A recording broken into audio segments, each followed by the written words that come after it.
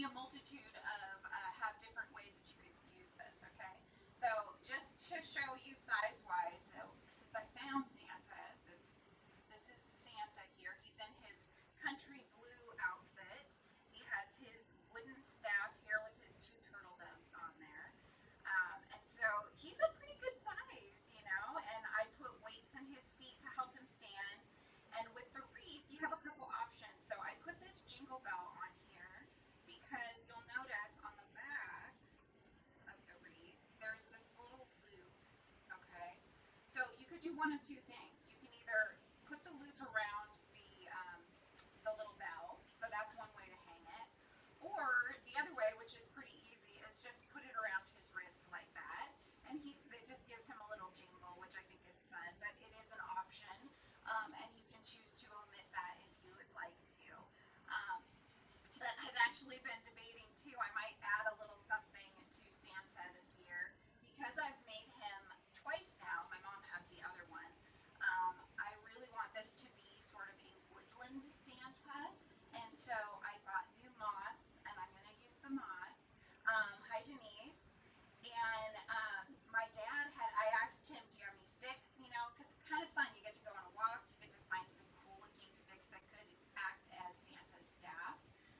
But he found one that has a little bit of moss, natural moss on there, but it's kind of flatter on the top. It doesn't really have the branchy look to it, and it got me thinking that it might be interesting to make a bird house. So don't mind that's like a water spot, but I just kind of doodled it really fast.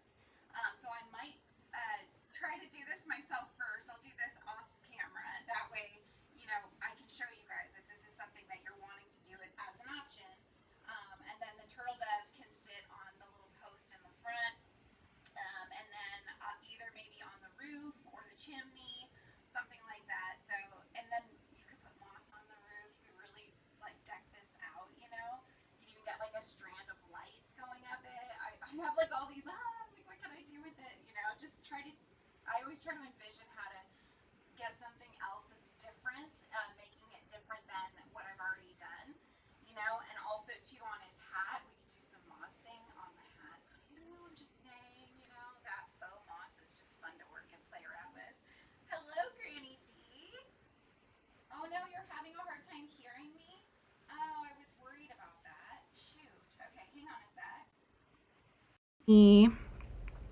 Hang on. Okay, testing. Can you tell me if I'm sorry, but I can't hear you. My volume's on max. Okay, so let's see here. Let me move mine up. Can you hear at all now? Is this getting any better?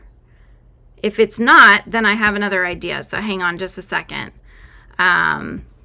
because I'll use this one. Can you hear me at all? Can you guys let me know? I don't want to start this until we could get this figured out. I'm not sure why it was doing that. So let me know, Rita. Can you hear me? Am I too loud now? Coming in at you. Like, I don't want to be too loud or too quiet. So sorry about that. Oh, good. Okay. Whew. Crisis averted. I think it was picking up a different microphone or something, but here we are. Okay. So anywho, this is what you get with technology, right? You know, and I'm not 100% savvy with it, so bear with me. I do my best. But anyways, so I'm going to do a top down. So give me just a second. Okay, now let me get this on here. There we go.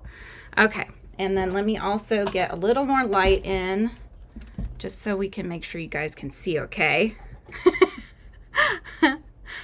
Oh, it's so funny. So Drini, you heard me right along, and Emily is like, all right, you're good. Oh my gosh, thanks for figuring that out with me, you guys. I was worried about that because I tried to go into somebody else's live just to listen to it. I couldn't even hear them, so I don't know what the heck my computer decided to do this morning, but anyway, so this is what we've made so far. This was made last week on Thursday, and then this week we're going to do all the leaves. We're going to do the little French knot, they're holly berries. Come on, brain. We're going to do the little gold around ribbon, and then we'll make the little bow. We'll sew everything together. So, you know, we'll see how long it takes. We do need to make 24 leaves, but they are just basically one row. You're just making your chain going up and back, right, to make your leaf. So I think we can do it fairly fast. So we'll see. Let's just get started and we'll go from there. I did go and buy a little bonbon of that gold tone, but if you don't have that, there's usually like a mustard yellow of yarn that you could use, or you could do a red ribbon. I mean, you could really do whatever you would like. This is customizable, you know.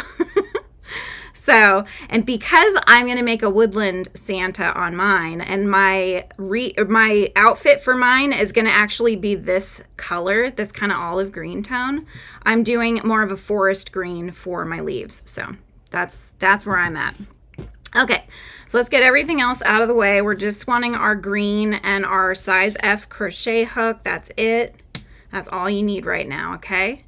All right, so now we're going to start with a slip knot on our hook. So go ahead and wrap it around your fingers, going in from the back. Now we're going to just tuck that tail through the loop and grab that little loop there that's forming. Now take your 2 and then just pull that. So that gets you your slip knot. Put your hook in and then tighten it down to your hook. There we go. Okay. So now we need to chain 6. So yarning over and pulling through is 1. There we go. Yarning over, pulling through is 2. There's 3, 4, 5, and 6. Okay, so there's our chain, our starting chain. So we're going to slip stitch in the second chain from the hook. So not the first one right next to your hook, but in that second one. You're going into the middle of the V, yarning over in the back, pulling forward the loop. So that's 2 on your hook. And then since it's a slip stitch, you're just going to go ahead and pull that loop through the first one there. That's it. Okay, so that's a slip stitch. Next, we're going to do a single crochet. So in the next one, you're going to go into the V, yarning over from the back, pull forward a loop. That's 2. Yarning over and pulling through. There's your single crochet. Next, we're doing our half double crochet. So yarning over first, then going into our V, yarning over from the back, pull forward your third loop there. Yarning over and pull through all of the loops on your hook. There's your half double crochet. So you can see the leaf is starting to build up on one side. Okay, and now we're going to go ahead and do the next one, which is the double crochet. So yarning over once, going into the V. Okay, yarning over from the back, pull forward a loop.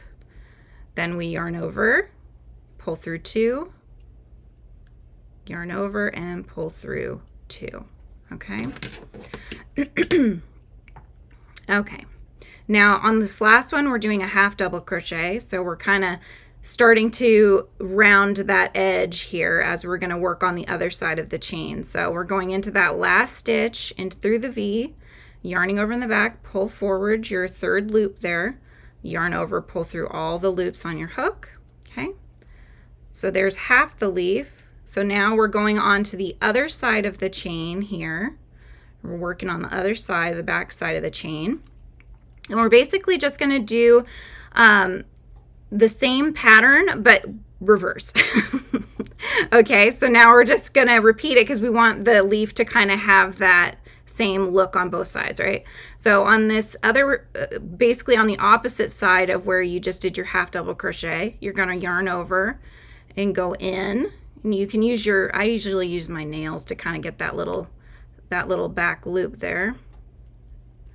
Okay, and then yarn over again, pull forward your loop, yarning over and pull through all the loops on your hook. There's your half double crochet.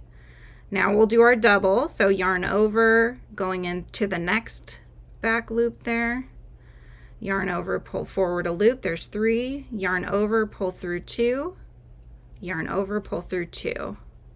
Okay, and then we'll do our half double crochet into the next one. Okay, so we're just going to pull through all the loops there, and then we do our single crochet, which is just yarning over in the back, pull forward your loop, yarn over and pull through. There we go. And then we'll slip stitch here in the last.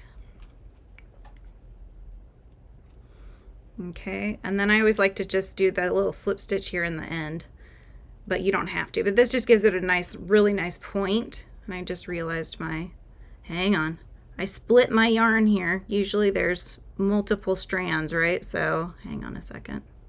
I don't want like a random loop sticking off the end there. There we go. All right, there we go. That's our leaf, okay? So now we need to just make 23 more. So pull the loop forward here, grab some scissors, and cut this away. You will need a bit of a tail we're going to stitch the leaves together.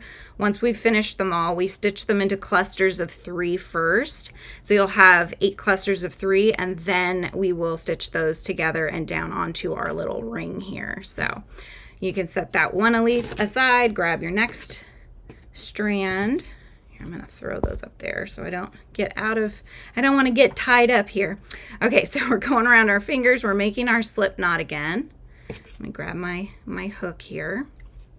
And we're chaining 6. So 1, 2, 3, 4, 5, and 6. And to the second chain from our hook, we're going to do our slip stitch. Okay. Now we're going to do a single crochet, yarn over from the back, pull forward, yarn over and pull through, half double crochet.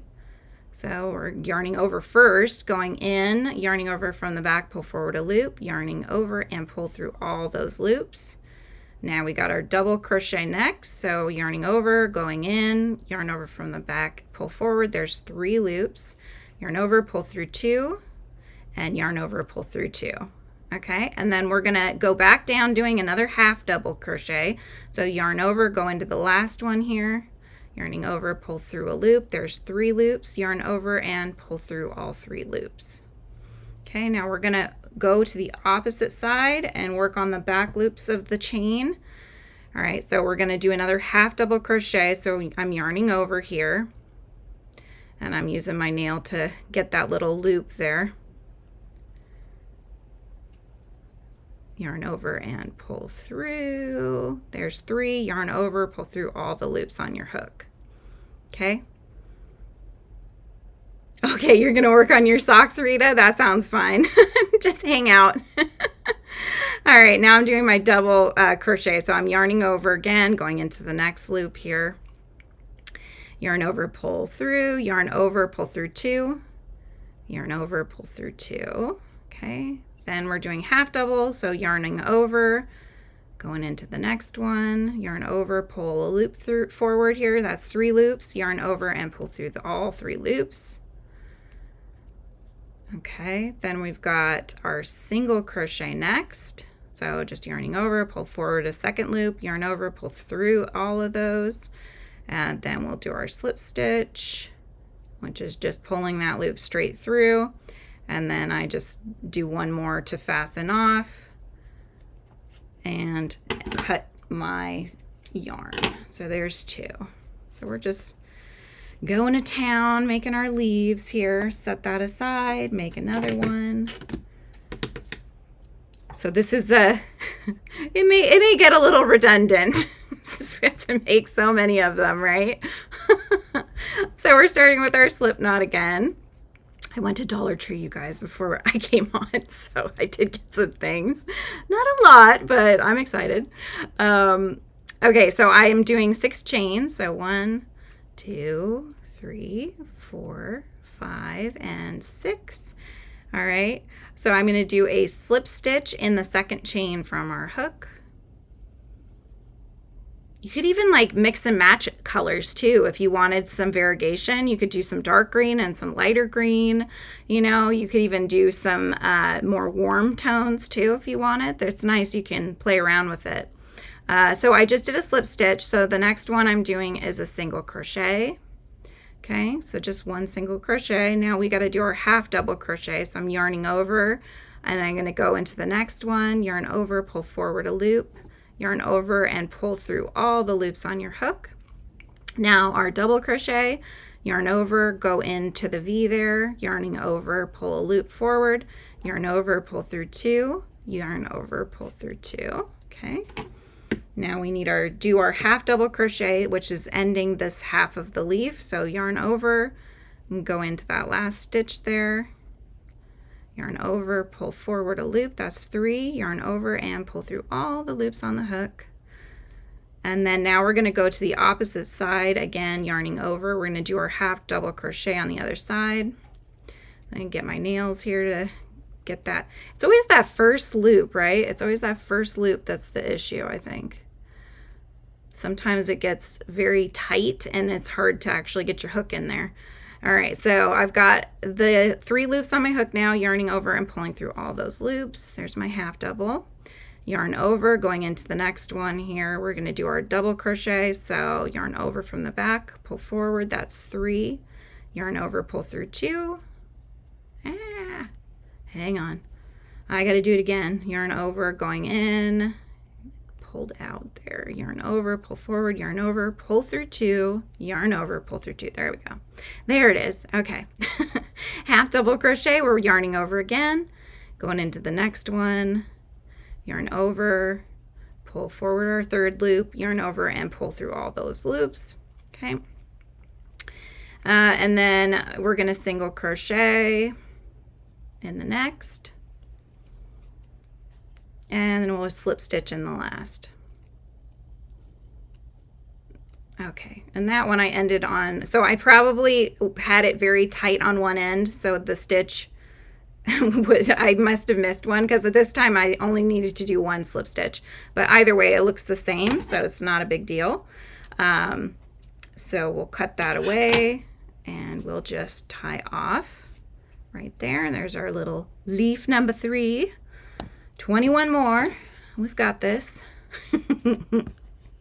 How many are still with me? We have a ways to go. All right, we're doing our slip knot. There we go. Putting that on our hook. Chaining 6. 1, 2, 3, 4, 5, and 6. Slip stitch in the 2nd chain from our hook. Here we go. Come on now. Here we go. And then we're going to do a single crochet in the next. Okay.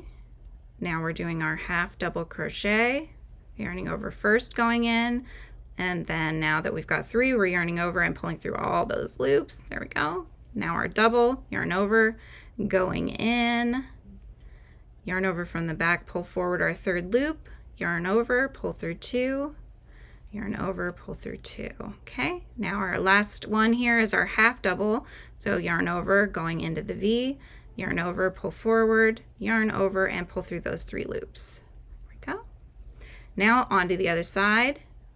We're going to do our half double again. Okay. Yeah, it's just like getting, there we go. Okay, yarning over, pulling forward our 3rd loop, yarn over, and pull through all those loops on the hook. Now yarning over, we're going to do our double in the next one. Okay, pulling that 3rd loop forward. Now yarn over, pull through 2, yarn over, pull through 2. Okay, half double again. So yarn over, going into the next one. Yarning over, pull forward our 3rd loop, yarn over, and pull through all the loops on your hook. All right, now we're going to do our single. Yarn over, pull a loop forward, yarn over, and pull through those 2. And our slip stitch. And then this one, I did have that last one. So depending on, it's basically depending on where you end up pulling that loop. Sometimes it's hard to see, but you may end up with two slip stitches at the end or 1. Sometimes I think I catch the wrong one, but whatever it is, it still works out just fine. So, all right, so I'm cutting that. I'm gonna pull that loop and get the tail through the loop. There we go, there's our leaf, that's 4. Nice and easy. It's all in the assembling, right? All right, so I'm gonna do my slip stitch again. Here we go. On my hook, chain 6. 1, 2, 3, 4, 5, and 6. And do slip stitch in the second chain from your hook, single crochet in the next one, half double crochet, so we're starting with the yarn over, going in, pull forward, yarn over, and pull through all those loops. All right, now yarn over and go in doing a double crochet. All right, there's our 3 loops, yarn over, pull through 2, and yarn over, pull through 2. Okay, half double, so yarn over, going in, pull a loop forward, yarn over, and pull through all the loops. All right, now we're going on to the other side, so yarn over, grab that first loop here. There we go. Pulling that 3rd loop forward, yarn over, pull through all those loops. Okay, now our double, so yarn over, go into the next one, yarn over, pull our 3rd loop forward, yarn over, and do 2, yarn over, and pull through the last 2. Okay, now we're half double, so yarn over again, go into the next one, yarning over, pull forward, yarn over, and pull through all the loops on your hook. And now our single crochet, so we're just going straight in there, yarning over in the back. There's our 2nd loop, yarn over and pull through, and then we'll do our slip stitches here. So we're just yarning over and we'll pull that through there, and then I have my one here that gives me my little point that I want. All right, so let's cut that one away. So they go pretty quick. I think that's why it's not too bad. I know it's like, oh my god, you have to make 24 leaves, but they work up really quickly. So okay, so we're starting again our slip knot. Okay, so let's start with our 6 chain here. 3, 4, 5, and 6. All right, so going into the 2nd chain from our hook, we're going to yarn over and just do our slip stitch there. There's our slip stitch. Now in the next one, we're going to do our single crochet. So we're just building up our leaf here. There we go, half double. So yarning over, going in, pulling the 3rd loop, yarn over, and pull through all those loops. Okay, now doing our double, so yarn over into the next one, yarn over, pull forward a loop, yarn over, pull through 2, yarn over, pull through 2. Okay, half double on the last one. So yarn over, going in, get your 3rd loop there, yarn over, and pull through all the loops on your hook. All right, now switch to the other side of your leaf, yarn over, get that first loop there, and use your nails if you have to. Oh no, I lost my loop, hang on. bear with. Okay, there we go. Now we've got my extra loops there. All right, I'm pulling through all of those loops on the hook for my half double. Now I'm going to go in and do our double crochet in the next. Okay, so you get your 3rd loop there, yarn over, pull through 2, yarn over, pull through 2. All right, now we're going to do our half double again, so yarning over first, going into the next stitch, and yarning over, then pull through all those loops. Okay, single crochet in the next. Here we go. And pull through, and then we'll do our last slip stitches here. So has anybody started decorating for Christmas yet? Is it too early? I don't know. We got a couple bins down because our daughter is like, oh my god, I want to put up the tree. My husband is like, let's wait till after Thanksgiving at least. You know, we'll see who wins that fight. All right, so I've got 3. So I've got 6 so far, so we're just gonna keep on going. Hang on a sec. Let me know if you guys have anything you're sipping on. So I'm gonna start with my slip knot again. Okay. We're gonna start with our 6 chains. 2, 3, 4, 5, and 6. All right, slip stitch in the 2nd chain from your hook, and then single crochet in the next. Okay, half double crochet. There we go. Got 3 loops, yarn over, pull through all the loops. Now double, so yarn over, going in, pull forward a 3rd loop, yarn over, pull through 2, yarn over, pull through 2. and then our half double here at the end. So we're yarning over and getting our third loop here in the back, yarn over and pull through all those loops. Switch sides here. Now yarn over and going into the back loops. Get that out of the way there. Okay. So I've got 3 loops now. Yarn over and pull through those loops. Now a double crochet in the next. So we've yarned over. Now we're going in. We've got 3 loops. Yarn over, pull through 2. Yarn over, pull through 2. Okay, half double. So yarn over, go into the next. Yarn over and pull through. There's 3. And then yarn over and pull through all those loops. Okay, single crochet. So we're just getting our 2 loops and yarn over, pull through. There we go. Now slip stitch.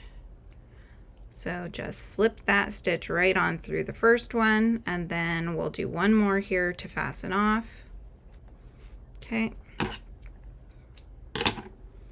And pull the tail through the loop. There's our next one. 7. Keep on going, keep on going. All right. So we're starting again our slip knot on the hook. Chaining 6. 1, 2, 3, 4, 5, 6. And slip stitch in the second chain from your hook. And single crochet in the next. Here we go.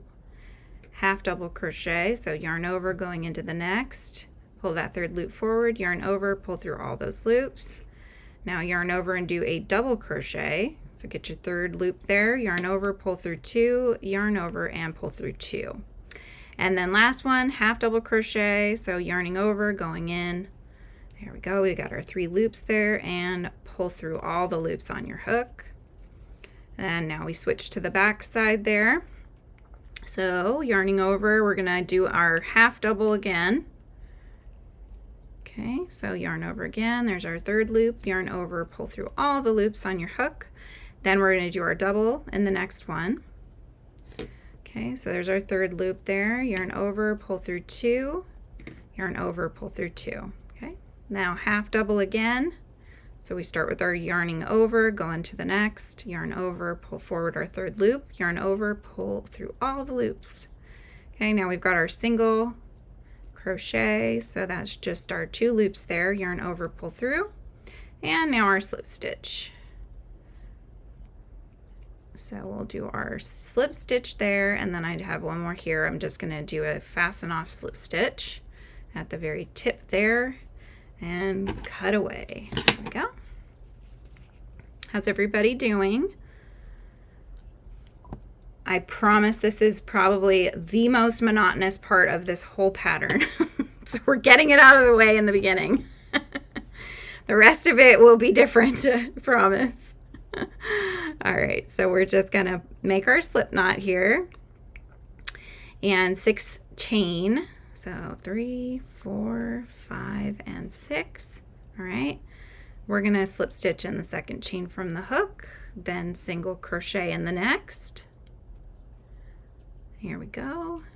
And then we'll do our half double. So yarn over, going in, get your third loop, yarn over, pull through all those loops. Now our double, so yarn over, going in, grab your third loop, yarn over, pull through 2, yarn over, pull through 2, and then our half double, so yarn over, going in again, that last stitch there, and then yarn over, pull through all those loops. Okay, now we're going to go again onto the back side, doing another half double crochet. So grab that back loop, okay, then yarn over and pull through all those loops. Now our double, so grab another loop there, the next one, make your 3 loops on the hook, yarn over, pull through 2, yarn over, pull through 2. All right, now another half double, so we're yarning over, going in, okay, and then grabbing our third loop, yarn over, and pull through all those loops. And then we've got our single crochet, so we're grabbing our second loop there, yarn over and pull through, and then we have our slip stitches here. Okay, so just going in, grab the loop in the back and pull it through. And then the last one I like to do here for my finish off and cut away. All right, we're getting there. We are getting there. All right. So we're just gonna get our slip knot on the hook. Do your 6 chain, 1, 2, 3, 4, 5, and 6. Okay. Slip stitch in the first, or rather in the second chain from your hook, slip stitch. Okay. Now we're gonna single crochet into the next. Here we go. Half double crochet, all the loops, double crochet in the next. Okay, so we're pulling through 2 and pulling through 2, and then half double in the last, and pulling through all those loops on your hook. Okay, then we're going to go to the back side and do our other half double crochet. Okay, so we're pulling through all the loops. Now we're going to do our double in the next one. Here we go. And then a half double in the next. Half double, there we go. And then our single crochet. And then our slip stitches here in the last. Okay, and then I'll do my fasten off one. Here we go.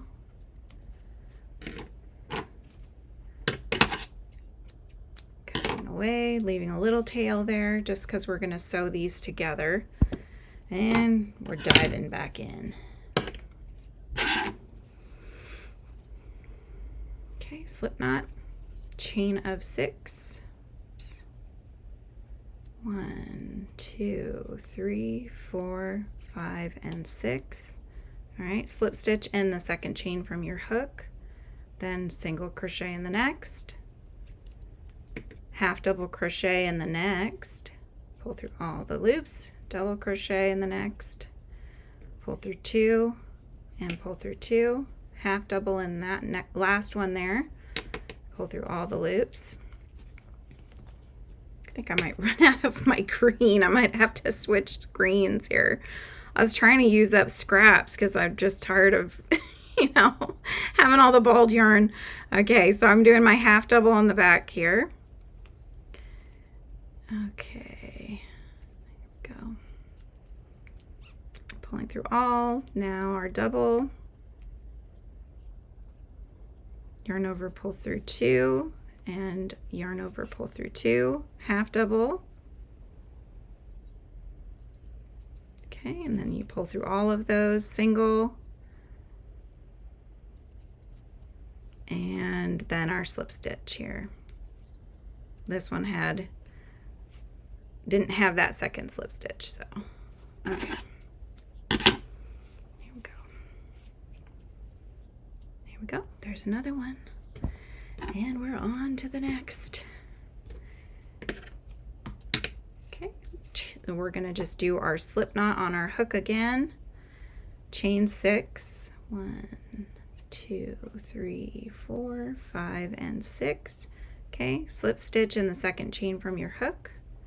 Then do a single crochet, and then do our half double crochet. So pull through all those loops on your hook. Now a double, so we're starting with our yarn over again. Pull through 2, pull through 2. Okay, last one, half double.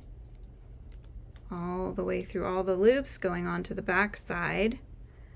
All right, now grab that back loop. And yarn over, pull forward your third loop there, yarn over and pull through every loop on your hook, yarn over, doing our double in the next.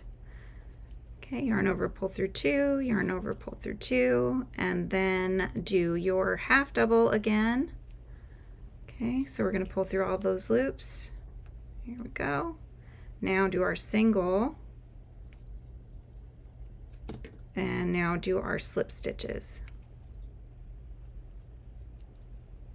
And I have one in the last here. Finishing off and cut away.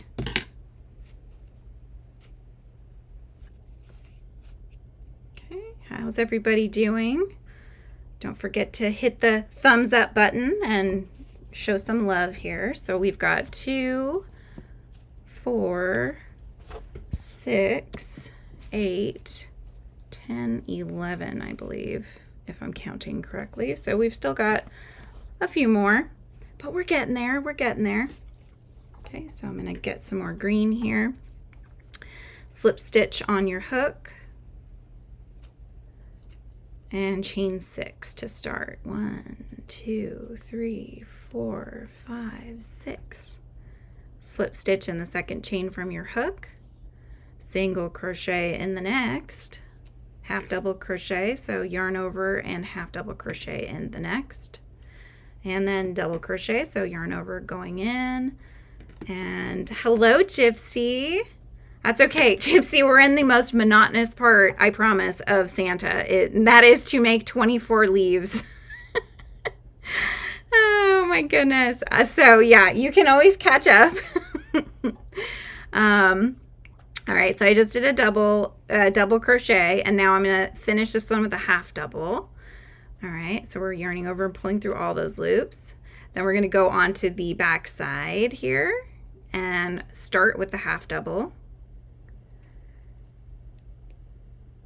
I know this is like not the funnest part. I do apologize, but it does look really cute at the end of it. So just bear with me as we make a chisel of leaves. All right, so now we're doing our double crochet and then a half double crochet. So we're going through all those loops there, and then we'll do our single crochet, and then we'll finish with our slip stitch. Yeah, it's because the leaf is the same. You know, it's the same every single time you make it, and you just have to do it 24 times.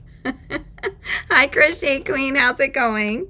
We're making leaves. Lots and lots and lots of leaves to create our little wreath here. So you need a total of 24 leaves. Hi, Beth. I'm so glad you could join. So yeah, we're making 24 leaves, you guys. So it is monotonous. Please keep me busy in the chat because I know it's monotonous, and so that'll help, I think. You know, a little comedic relief as we make 24 leaves. So that, I believe, was number 12. So we're halfway, guys. Okay, so we're doing our slip knot on our hook, and we're starting with our chain 6. So 1, 2, 3, 4, 5, and 6. Okay, then slip stitch in the second chain from your hook, so yarning over and pull through. Now we'll do our single crochet, so go into the next, yarn over, pull forward, and yarn over and pull through. Yeah, you know, I was saying that even if you decided not to make the whole Santa, you can make this as an ornament for an ornament exchange, or look cute on a really nice gift. You know, like you could put that with the bow and stuff. That'd be really cute. Okay, so we did our slip stitch, single crochet. Now we're going to do our half double. So yarn over, going into the next V there. Yarn over, pull your third loop forward. Yarn over, pull through all those loops. The next one's a double, so yarn over, go into the next, pull that third loop forward, yarn over, pull through 2, yarn over, pull through 2. Yeah, it's really cute, I thought. I like it. All right, this last one's a half double, so yarn over, going into the last V, yarning over, get your third loop, and yarn over, pull through all 3 of those loops. Now switch into the back side. All right, or the other side of your chain, you're yarning over, picking up, whoops, yarn over and pick up the back loop there. Oh, that would be so cute, Rita. That would be super cute. All right, now yarn over and pull through all the loops on your hook for your half double. Now we're doing our double. So you're basically just repeating what you just did, but backwards, right? That same pattern. So we're gonna pull through 2, yarn over, pull through 2. 60 centimeters, so we have room for it. Oh, that's great. Yes, perfect. All right, now we're going to do our half double crochet.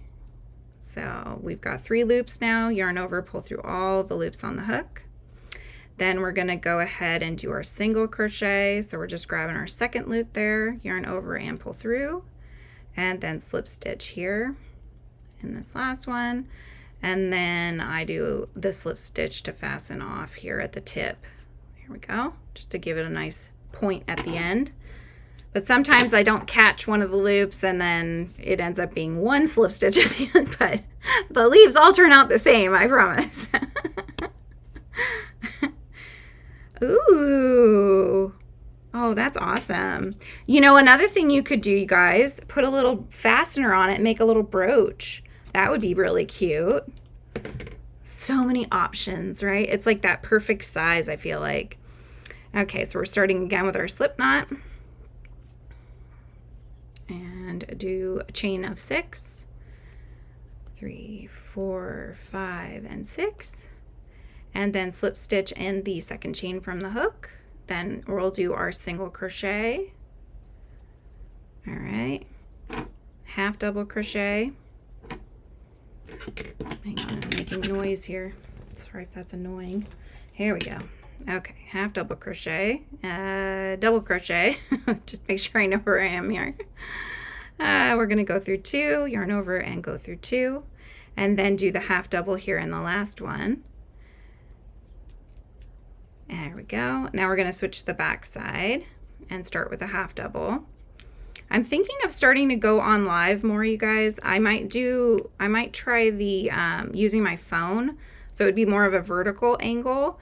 And then just like a hangout session where I just crochet or I'm working on something and then we're hanging out. Very low key, very casual. So, and then it won't even be like really scheduled. You'll just see that I'm popping on live. So I might start doing that. So yeah. Started watching Yarning Over in Japan, and that's what she does. And she has like some piano music in the background and it's really relaxing. I'm just like, oh my gosh, this is nice. It feels like you're crocheting with someone. So now we're doing our double. All right, yarn over, pull through 2, yarn over, pull through 2. Hubby and I aren't celebrating Christmas, but I will for Mom's sake. Hubby will be working, but I will take Mom to church and we'll have turkey dinner as they always do. Oh, that's so sweet, Rita. That's awesome. All right, so we're doing our half double next. Got to keep those traditions alive, you know. Not slip stitch, excuse me. We're going to do our single crochet. All right, and then a slip stitch in the last. Here we go. And then slip, I'm just doing my slip stitch to make the little tip there.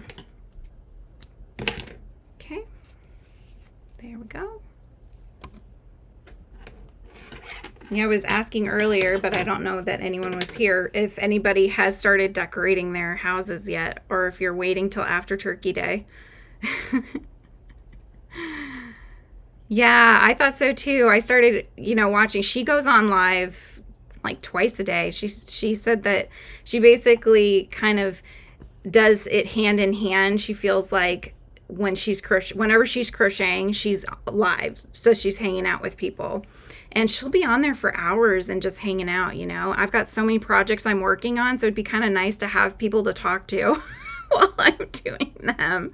Lots of Christmas things coming up. So I'm going to start with my 6 chain. 3, 4, 5, 6. Okay, and then I'm going to do slip stitch in the second chain from the hook, single crochet in the next, half double crochet in the next, pull through all those loops, double crochet in the next. All right, and then half double crochet in the last one there. Okay, and then going on to the back side, start with your half double.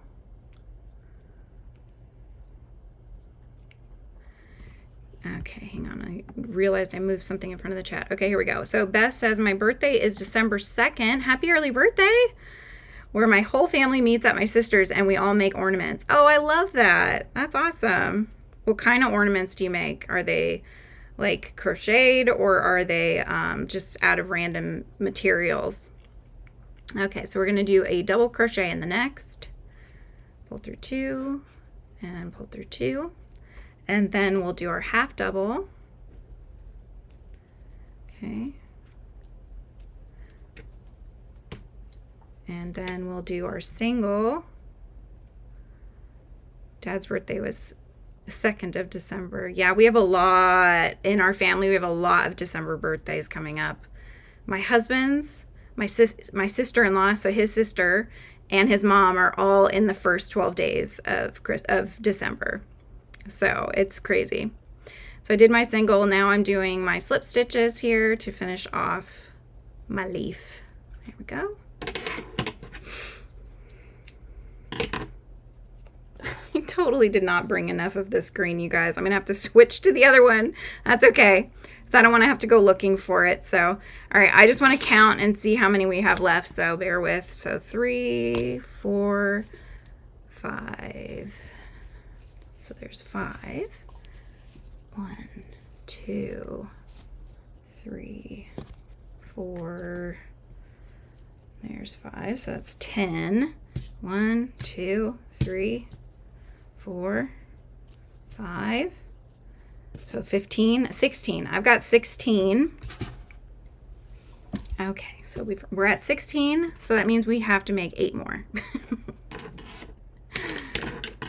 All painted. Oh, how cute. Oh gosh, I hope there's enough. Okay, I think I can make one more leaf out of this color, and then I'll switch to the olive tone, which I think is going to be really pretty to mix those 2 colors actually. So I'm not too upset about it. All right, so we're going to start with 6 chain. 3, 4, 5, 6.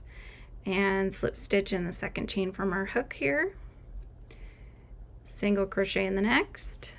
Half double crochet in the next. Double crochet in the next. There we go. And half double crochet in the last here. Please let me have enough. I'm playing yarn chicken, you guys, and I don't know if I'm gonna win. Oh my goodness. All right, let's hope. Okay, fingers crossed, everyone. Here we go. We're gonna do a half double on the other side. Oh, I've seen those, Beth. I've seen those. Actually, in Kim's live, she was showing some, and they have them at Dollar Tree. So we did our half double. We're gonna yarn over, pull through 2, yarn over. Oops, I split that one. Hang on, there we go. Yarn over, pull through 2, okay. Now our half double, going into the next there, and yarn over, pull through all those loops, single. All right. Oh my gosh, you're gonna get snow tomorrow, Rita, or Wednesday. Hooray, winter's here. I sense a slight amount of sarcasm in that message. Which state are you in again, Rita? I can't remember. Oh my gosh, you guys, I won. Look, I won yarn chicken. Yay. Definitely not enough for another leaf though. Okay, so with that one, we have 5 more. Okay, we're almost there. Let me grab my other color. This is my nightmare, you guys. This is my nightmare right here. I was gonna try before using this to make Santa's outfit to try to make some sense of this, but all I need to do right now is find an end and hope it's not knotted. And there's an end right here, slightly knotted. So bear with as I detangle a little bit. Come on, work with me here. Work with me. Oh my God, I hate yarn barf, you guys. It's an awful thing. And of course I tied a knot.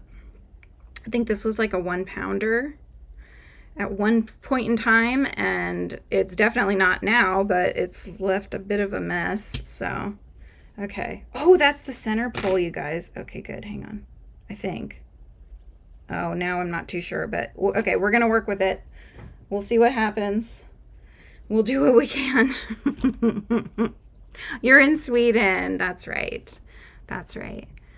So did you already know Shai then? I mean, not that you would know her personally, but she is also from Sweden. I interviewed her on Friday on the channel. So, okay, so I'm going to start with my half double, or excuse me, I'm going to start with my slip stitch on my hook and chain of 6. 1, 2, 3, 4, 5, and 6. Okay, slip stitch in the second one from the hook.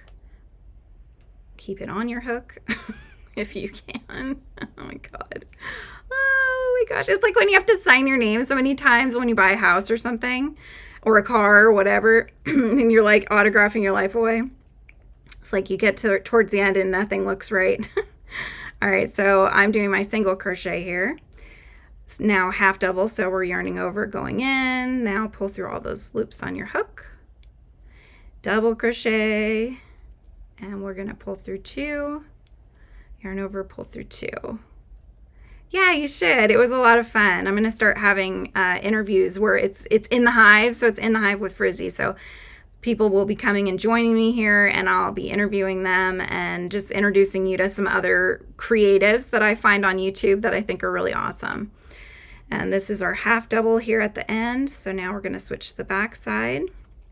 Yeah, and I have some larger channels actually lined up. I have one coming in December, and then I have another in January that's larger, and I'm really excited about. So yeah, it should be fun. So this is a half double on the back side there. Now we're gonna do our double. Okay, now back to doing a half double. Okay, now our single, and then we'll do our slip stitches here. Here's the last one for my little tip of my leaf there. Okay, cut away. Okay, 4 more. This is like the final countdown, you guys. We're almost done with these leaves, and then we can move on. It's like an hour of making leaves. All right, so 6 chain, 4, 5, 6. All right, and then slip stitch in the second chain from your hook, single crochet in the next, half double crochet in the next. So pull through all the loops, yarn over, go into the next and do a double, pull through 2, yarn over, pull through 2, half double. Okay, just pull through all 3 on your hook. Go to your back side here. Get myself some more slack. Okay, yarn over, going into the next one here on the back side. Hit your 3 loops and pull through all those loops. Yarn over again. Let's do our double. Okay, so pull through 2 and pull through 2, and then do our half double. Here we go. And now our single. So we get our 2 loops there and then just pull through. There we go. And now our slip stitches. So we'll do our slip stitch. And then I have that last one here that I'm just going to get that point on. Okay, cut away. All right. So that's 3 left, you guys. We're almost at the time where we can assemble some things. I'm excited. I'm excited to not have to make any more leaves. I'm sure you are too. Oh my gosh. Okay. Chain of 6. 1, 2, 3, 4, 5, and 6. Slip stitch in the second from the hook. And single crochet in the next. Half double crochet in the next. So we've yarned over and we got our 3 loops. We're going to pull through all of them. Yarn over, going into the next, we'll do our double. Pull through 2, pull through 2.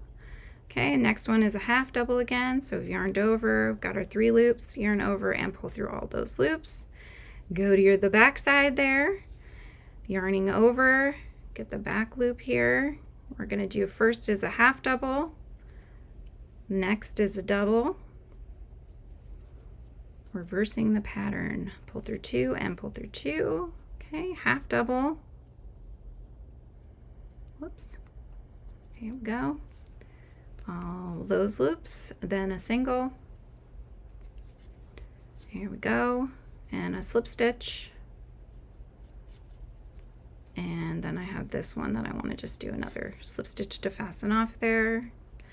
If you've got that one there, look, there's my yarn barf coming up to greet me. I don't want you. I want to be having nice, not tangled yarn. Thank you very much. All right, let's see where this is coming from. Maybe I can just easily, if I can't, I did see another end. So let me see what the other end is like. This is I know what I'm going to do, you guys, because I hate yarn barf. Like, I hate yarn barf with a passion. So you know what I do? I'll cut off yarn just to avoid it. It's like triggering for me. I can't deal with it. So anyway, so let's just continue on. We've got our slip stitch on our hook, or slip knot on our hook, excuse me. Now we'll chain 6. Now what I've been wondering about, so we are part of the crochet community, right? I wonder if there are other small like sub communities like us. When you say sub community of the crochet community, you mean like community within the bigger community of crochet? Is that what you're thinking? Because I'm sure that there are. And I know that there can be drama in the crochet community too, which I have no desire to be part of that. I do not like causing or creating or being a part of drama. So that you will not get on this channel. So just so you know. So I'm starting with this 6 chain here. I like to have a relaxed channel that we just hang out and we get to enjoy our coffee and go from there.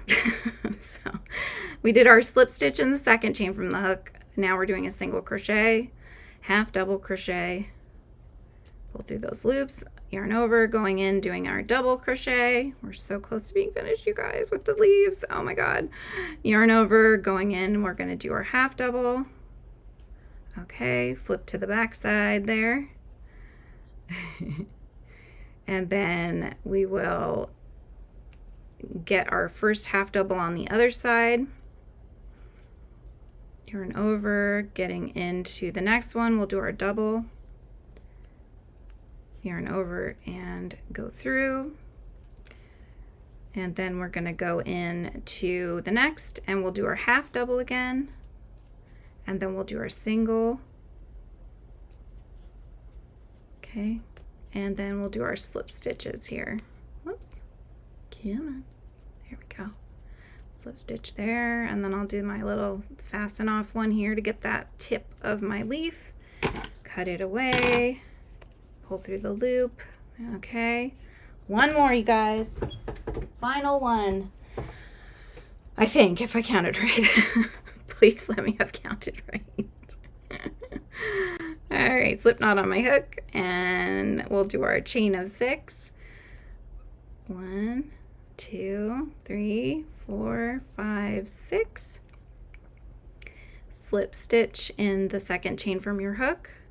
Single crochet into the next one, half double crochet, so yarn over, going in and pull through all those 3 loops on your hook, double, so yarning over, going in again, now pull through 2 and pull through 2, half double here, so we've got our yarn over, pull through our 3rd loop there, yarn over and pull through all those loops. Go. And on the back, starting with our half double, pull through all those loops. Okay, now do your double, so yarn over first, going in, grab a loop. Oops, I split the stitch. Hang on, here we go. Okay, there we go. Yarn over, pull through 2, yarn over and pull through 2. Okay, half double. We're almost done with leaves. All right, and we're gonna pull through all those loops there. Single crochet and slip stitches.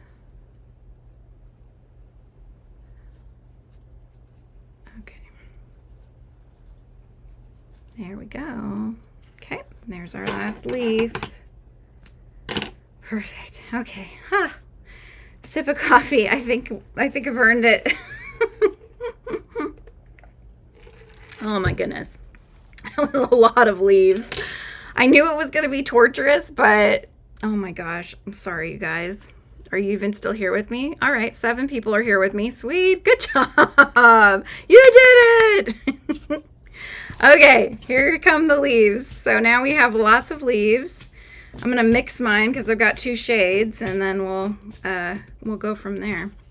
All right, so we're gonna be putting them into clusters of 3, okay? And then we'll be stitching them together. So what we're gonna do first is we're gonna stitch them like so, okay? So you'll get like the one butt on top of the other butt part there, and then like a little leaves coming out from a flower per se. And the 3rd one is gonna come just like that. All right, so just like this, we need to sew them into clusters of 3. So there's going to be 8 clusters of 3 if I'm doing my math right. And then we need to make sure that we have an end to tie them down to our ring. Okay. Hi, Mandy. Oh, you came at the right time. We just finished making 24 leaves. People are going to hate me. Oh my gosh. All right. So we do have a lot of ends, and I apologize, you know. It kind of is what it is, but okay, so with this one, I'm going to thread my needle here. So as I said, the first thing you want to do is sew one back side to the front side of another leaf, okay? So I'm going to do that. So when you go in, you can go through the leaf to make it easier on yourself, because again, this is what's going to be kind of, you'll see just a little bit on the back side, but we're going to be tacking it down to the base here. So you can just do top stitches, or you can go through, whatever is easier for you. That's what you want to do. And just take a couple stitches here to make sure that it's fastened enough. Okay, I'm just going to stitch this part down like so. Okay. All right, and then now that you have those two, you're going to grab your third one here, and that's going to go in the middle like this. You're working on an order. Oh, Beth, what'd you get? What kind of order is it? Okay, now I'm just going to keep using the same strand, because the less we have to do, we have to keep switching strands, the better, and then we can just kind of weave in a lot of those ends instead of just needing to stitch with them. All right, so I'm just going to start stitching this guy to the back side, and we're going to just pick up a little bit of a stitch from the leaf in front and then pick back up some on the back side one. All right, so we're just taking some little stitches here to connect the two together so that they are not going anywhere. Okay, like so. Okay, so that's perfect. That's it. And then what you're going to do is tie off the end here. So I just went back into the same color because I have 2 shades here. So since I'm using the olive green tone, I'm just going to tie this one off like so. And then I'll just tuck that in, kind of weave it in a little bit, and then I'll cut it away. Granny square bag with mushrooms motifs on the squares. Oh, that sounds beautiful. That's gonna be awesome. Okay, now I'm gonna cut that one away like so. All right, so that's our first cluster of 3. So we're gonna sew in some of these loose ends just to tuck them in. They've already been fastened off, these ones here at the tip. You know, you've already tied them off. So that's kind of a knot in and of itself, but you just don't want that end to be poking out like that. Sorry, you guys, hang on. Let me go back here so you can see what I'm doing. So I'm just going in, and I'm just going to weave them through in between the stitches so that you don't see the stitch on the front. And I'm just going to gently pull. I don't want to pull too tight because I want to keep that point on the end of the leaf. So just pull a little bit there, okay? And just kind of weave it into the stitches a little bit like so, and then cut it off. Okay, so you're going to do that now, and just doing that with all the different ones. Just make sure that you keep a tail that we can use to stitch the cluster down to our wreath. Okay, so you need to keep one tail, but the other ones you can just stitch those into your little cluster there. Okay, so I'm just weaving my end in. Yeah, I bought, okay, so I went to 2 places, so we can just chat while we're tucking in ends here, because, you know, that doesn't really take a lot of mental capacity, right? So I went to Joann's because I jumped on the snail bandwagon, you guys. So Garden Hoe Crochet made these snails, and I talked with Shy about them during the interview on Friday, because she's been a pattern tester for Garden Hoe Crochet. And I have just loved seeing all these adorable little snails, and I never bought the pattern. I tried to be a tester, but I didn't get picked because she has so many people that wants to test her patterns. So I was like, all right, it's all right, but I jumped on the bandwagon. She's having a huge sale right now, you guys, on Etsy. Garden Hoe is, it's either in a Garden Hoe Crochet or Garden Hoe Market. I've seen both as I've seen her throughout. Either way, so she came out with a giant, his name is Peppermonte. He's a snail with a giant peppermint as his shell. And so, oh my gosh, you guys, he's going to be like really big. And I started him yesterday, and I'm going to make him with like a pink body, like a rose, not a rose pink. It's like a blush pink. It's a lighter pink tone. So that's his body is going to be that color. And then obviously he'll be the red and the white. And I want him to be a pillow on our couch because he's going to be so cozy. He's made with the extra. I'm doing Bernat Extra, which is a 7 weight blanket yarn. She did Premier XL, I want to say it was called. So that was what she made hers with. And it's a 7 as well. So since I have the Bernat, but I didn't have the red I needed for the peppermint. So I had to go to Joann's because, oh my gosh, I need red. I can't not. And I went to the one I don't like because they never have stuff on their shelves. They always have it all in the boxes to be shelved because they don't have enough staff.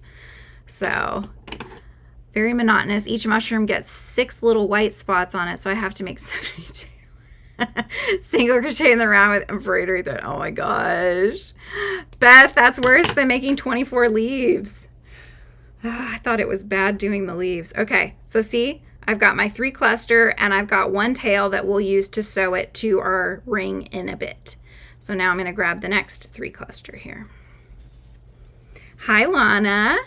How's it going? Glad you could join us. All right. So I'm going to do this one with the other tone at the 3rd one there. So let's go and get this one. So I'm just stitching the leaves into clusters of 3s at this point, and I'm keeping the braid up so they're all matching. Not a big deal, but just a little, I guess a little more polished. Yeah, that does not sound fun, Beth. Oh my gosh. But yeah, anyway, so I found the red. It wasn't in the spot it was supposed to be in, and there was 1 skein, and I was just like, oh my gosh, this is meant to be. I cannot believe I found this. It was just like the whole aisle was covered in boxes that they need to stock of the yarn, and I started kind of, if their box was kind of open, I was like looking through their boxes. I was pulling the ones that they put on the top at Joann's. I was like pulling those down to look inside, trying to find this red. I'm like, come on, I need it. Ugh. But yes, so I found that. So I was happy about that. And then what else did I get there? Oh, I got moss. So I got another pack of the mixed moss that they have in the floral area because I wanted to make this a woodland Santa. So I need more moss. I've used it all up when I made those boons, the ghosties that I did on the channel. Yeah, I used up all of my moss. So I needed a new bag. So I got that, and then I went, what else? Did I get anything else? Sorry, I'm not in focus here, you guys. Let's see, what else did I get there? I'm trying to think. At Joann's. Oh, they had a sale on some of their ribbons. So it was buy 1 get 2 free. It's a pretty good deal, so I went ahead and grabbed the 3 that I liked on that front. I think that was it at Joann's. And then I went to the dollar store as well. I did. So I went to the dollar store. And what did I get at the dollar store? I got some more stuff so I finished that, what do you call it? That Advent that I was painting recently in one of the lives?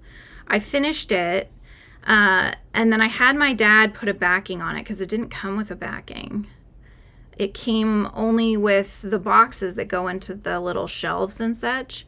But then they could just fall out the backside if, you know, you jostle it or whatever, which would be really, I think, annoying to have to keep putting back together again. So I had him put like a chipboard kind of thing on the backside just to keep them in there more easily. And then I've been trying to find a light string so that I could actually put some lights on it. I thought that would be cute. And I also, so I found some that I'm hoping will work. And then I also found a pack of, it's like, where is it? Actually, I could show you. I have it right here. Hang on, there. Where is it? Here it is. Mini pine picks, they're called. Here, you can see it's kind of glittery. I was thinking of doing some garland around it, you guys. So I bought one of those because I can cut those down, and then I could glue them around the top part just to kind of, you know, give it a nice little border at the bottom of the little scene at the top, I should say. I'll show you. I'll send pictures and videos and stuff so you guys will see it, but that's what I'm thinking. Lights, and then the little garland is just going to be so cute, I think. So I got that, and I got some what do you call it, to make more snails. I got some of the what's it called, chenille. I got some chenille yarn, so I'm gonna use the chenille yarn, and that should be fun. So I'm gonna make a regular peppermonte with the chenille and a you know the chocolate mint ones? Do you guys ever eat those? They're like round, and it looks just like the red and white peppermint, but it's the chocolate mint ones. So I'm going to make a little snail with those colors. So that should be fun. But yeah, I got some more yarn. wasn't too much. I mean, it would have fit, everything would have fit in one bag. Except for I had to get my daughter some of her favorite yakisoba noodles, so I had 2 bags, but one was full of noodles.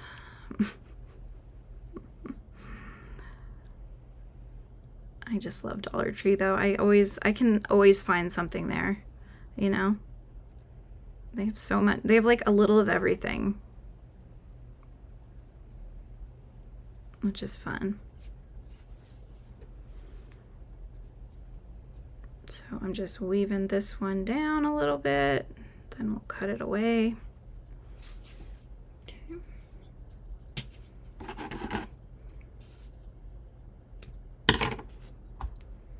And end up with more ends here that I put in my bag. I'm getting to the point where I'm going to need to make another jumbo ami again so I can stuff them in there.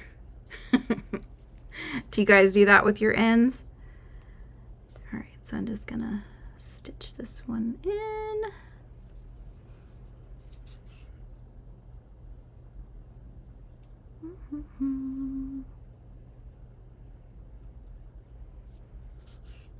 I also have been making my first real wearable. So I did that spider webbing one for the holiday for Halloween, but this one is just to be like a really cute cardigan. Actually it's a cocoonigan because I like the look of cocoonigans.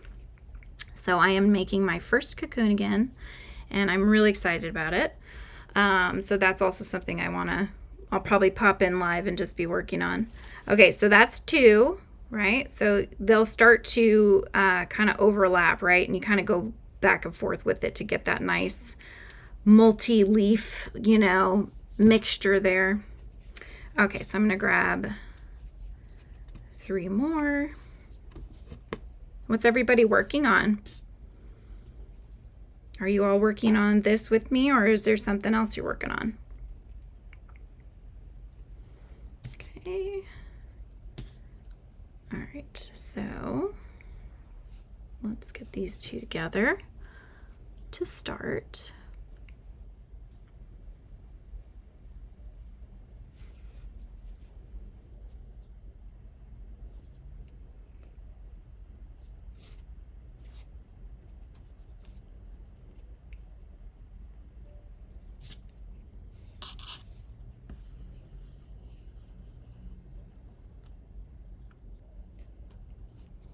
Okay. So quiet. I think everybody is focused on their leaves. You save your ends. I don't know what for. I tried to make a low sew seal, but gave up when I couldn't get his flippers in the right place. Aww. They're good for stuffing. Oh no. It's like what Kim says, right, at Fortunate Creations. She says she calls her Amis the island, like the misfit toys from Rudolph. That was so funny. She says she can't get any of the faces to look right, and they all look derpy and stuff, so.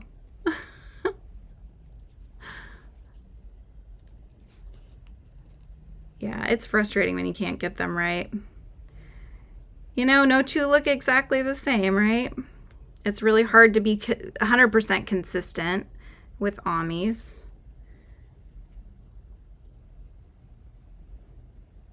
Yeah, exactly, Lana, exactly. That's what I do. I use them to stuff the giant yummy cats that I make because I have the inner lining in there, and then that holds it all in really well. So, just tying this one off. Tuck it in a little bit and clip away. But yeah, it's a good thing to use for stuffing. I think there's one guy that actually takes them and creates blankets out of them, but that would be, I don't know, he must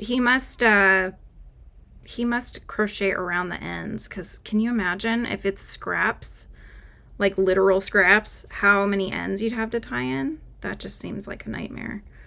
So he must work around the ends just so he doesn't have to do that, would be my guess.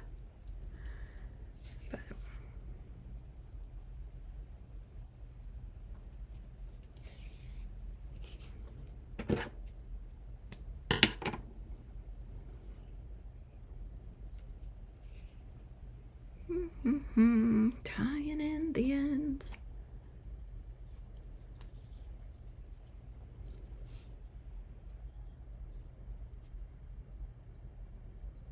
I'm thinking I'm going to make a bunch of snails for stocking toppers this year. Should do like a snail challenge. How many snails can I make in, 12 hours or whatever? I don't know. Come up with a number. They're just so cute. I bought so like I said, she was having a sale. And so I bought her Christmas set of them. Comes with like, I don't know, 6 different ones, I think. And then I bought her Halloween one because I had meant to and just hadn't yet. And then I bought the giant Peppermonte and her fall collection as well because it was just too cute. I liked this one that had a mushroom on its back. So that's true, Beth. Kim's is ponchos. Yours seems to be Amis. Yeah, for the most part, I would say. I am starting to make other things, but yeah, Amis is definitely my jam. Carrie's is doilies. Giant wall hangings with, and yours are bags. That's awesome, though. I actually just recently got a family, I guess it's my husband's family, kind of a family heirloom, if you will, passed down my way. It was my father-in-law's mother, I believe, who made it, and it was a crochet purse, brown, strap about yay thick, kind of rectangular, lined, and then it had a doily sewn to the front of it, which was kind of a beigey off-white tone. Now that could be from age, but I did have to Febreze it because it had that kind of like I've been sitting in a box for a long time kind of smell, but I've used it a lot. I love it. It's a really nice one. And as gifts go, most of the time I end up with the things that people find in the family that are crocheted. They're like, "Oh, I found this. It's crocheted." So I thought you'd like it. So I have some very, very old doilies that are in a Ziploc bag. And I'm worried of, I'm not really a big doily person. Like I just don't use them for anything. But yeah, I'd be worried to use them because, any kind of fabric does start to fall apart at some point. So, oops. Where is that going? Oh, I tied it. I see. Okay. I tied up my leaf. Whoops. Here we go. That's better. But yeah, I thought that was a perfect gift. I really like it. My daughter uses it too sometimes. Okay, so there's another 3 clusters. So we've done 3 clusters.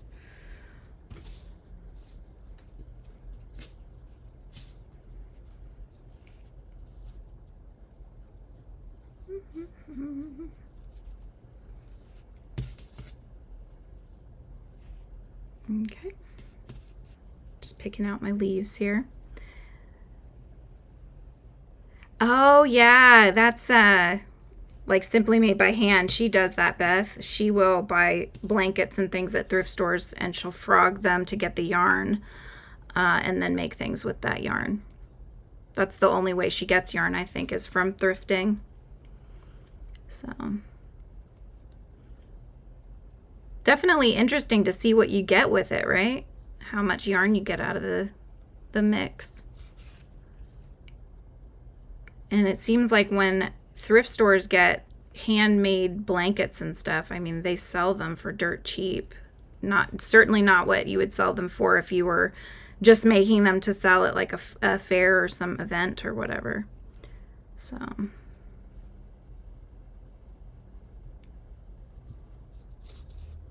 do you thrift though, Beth? Oh, Simply Made by Hand is her channel. Her name is Bailey, but her channel is Simply Made by Hand. Okay, grab my other one here.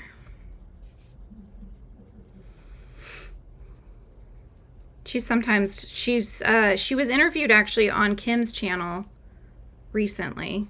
She's very young, and she's very cute, and just has a lot of fun on her streams. Sometimes she'll be out with the cows and stuff because they have a homestead,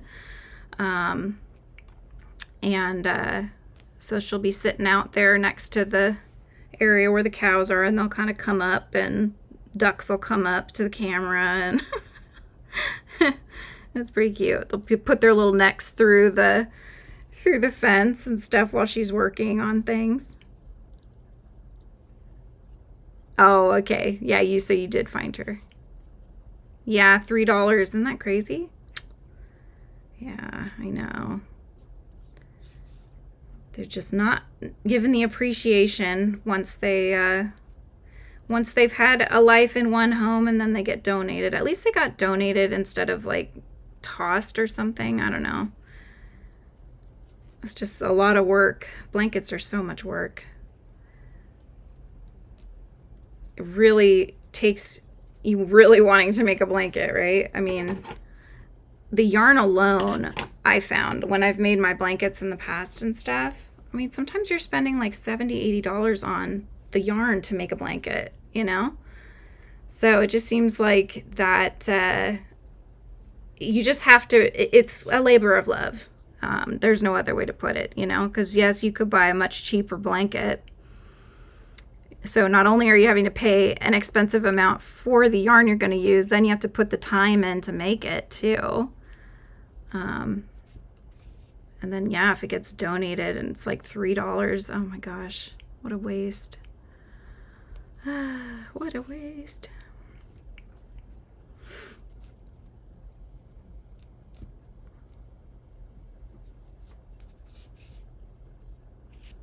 Let me ask you guys a question. Do you like when people go live and have like a gentle lo-fi music or piano or something like that playing gently in the background, or do you not prefer no music? Let me know.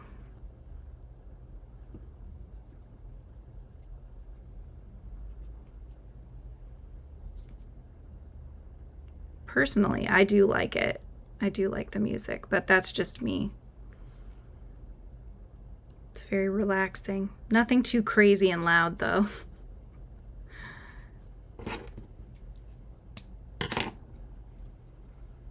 Okay.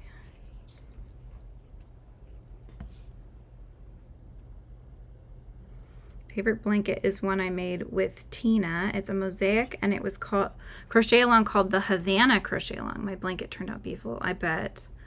That's awesome. I've seen these. Yeah, I don't know. I don't know which one that is, Beth, but I've seen one that was. It's just like breathtaking. It's a mandala style blanket, and it almost seems like it's some sort of a variegated type yarn, because it kind of has that like ombre sort of look as it's going around the blanket. Don't mind either way, Lana. And Beth says not sure about the music, but try it. Okay, sounds good.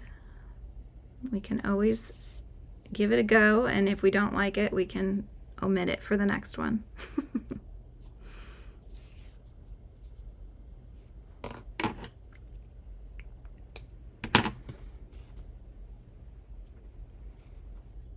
Yeah, she'll yarning over in Japan. She'll just she just gets her stream going, and she'll sit there for a couple hours, you know, sometimes longer, working on her project and hanging out. So, especially as we come towards holiday season, I have to sit and make a lot of things.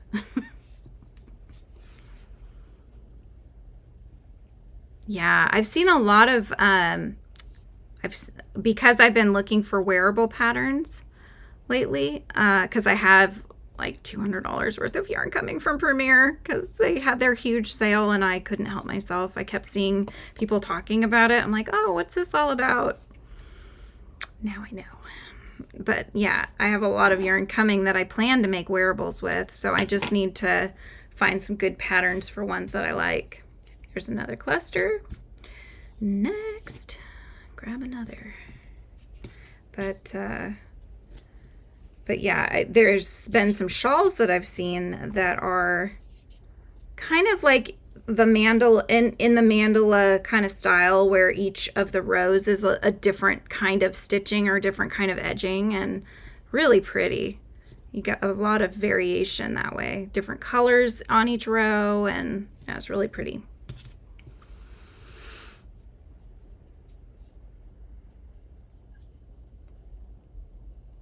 It's always fun when what you make is like super easy to make, and people are just like, oh my God, I don't know how you come up with these things. And you're like, it's so easy. That's an easy one. Yeah, Beth, is it the mosaic one that was easy to make? Because I did the mandala fan that was the high crochet pattern. I don't know if you saw that, but that one was not easy, I would say. It was definitely, it's classified as an advanced pattern. And I learned some new stitches, like the popcorn stitch was in that one, and just how people connect and how people will create chains that you'll pick up later or you'll crochet around later. That was really interesting. I found that very interesting. You have to kind of plan ahead, right? Plan at least a row or two ahead. So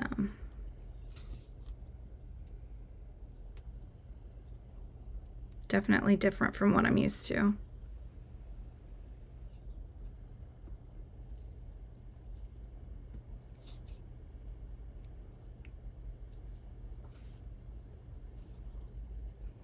Okay, so that's 2 leaves. So now I got to pick up my last one here. Add it to the bundle.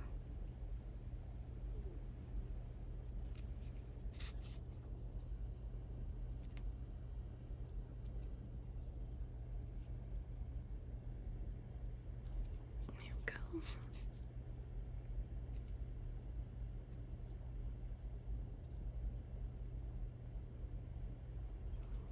I keep thinking I should try getting it back into knitting again. I've knitted blankets before, but so many of the wearables I'm finding are knit, so I don't know if it'll come out good. But I could see it being very relaxing to make it. Do you guys knit as well, or do you stick with crochet?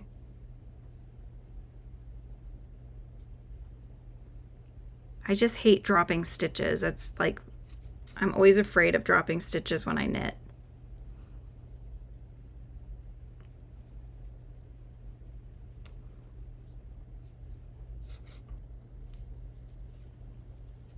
Okay, let me tie this one off.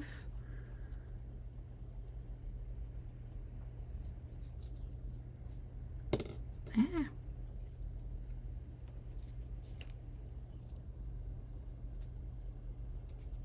Lana, did you tell us what you're working on?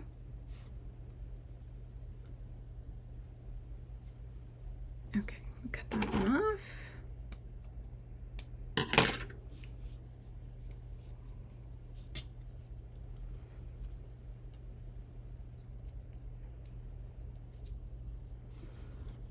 And you're barely learning crochet. So do you knit though, Lana? Like, what, do you have other hobbies that you've enjoyed more, or you're just kind of in the new to the crochet journey?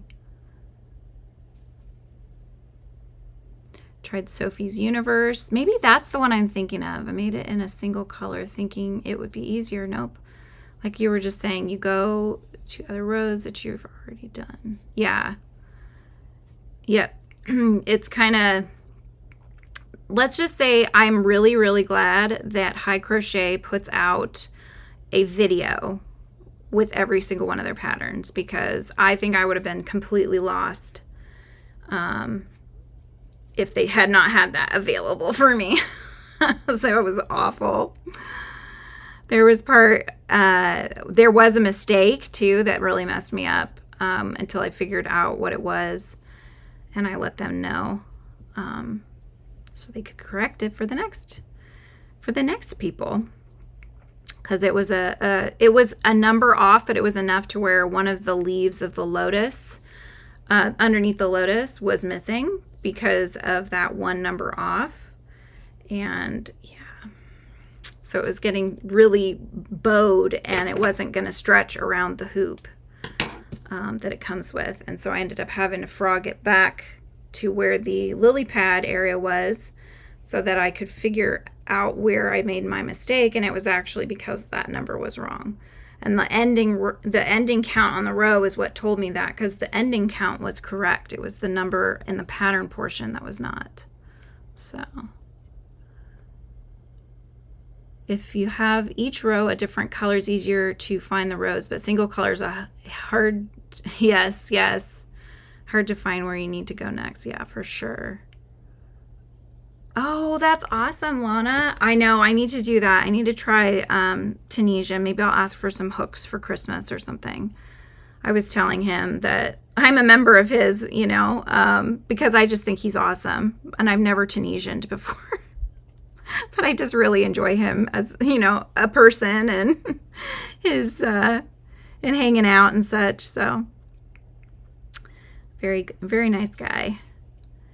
But yes, I want to learn Tunisian too. That'll be cool.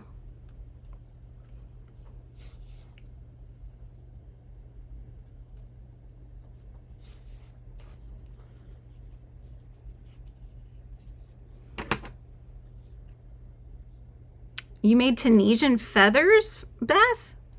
That must have been pretty. That's really cool. Tunisian feathers. I think he was saying, I might get this wrong, but I think he was saying that Tunisian takes twice as much yarn as regular crochet, if I'm not mistaken. Doing the shawl in black. Oh, that's the hardest color to work with, Lana, especially when you're new to it. Oh my gosh, it's just hard to see. It's hard to see the stitches.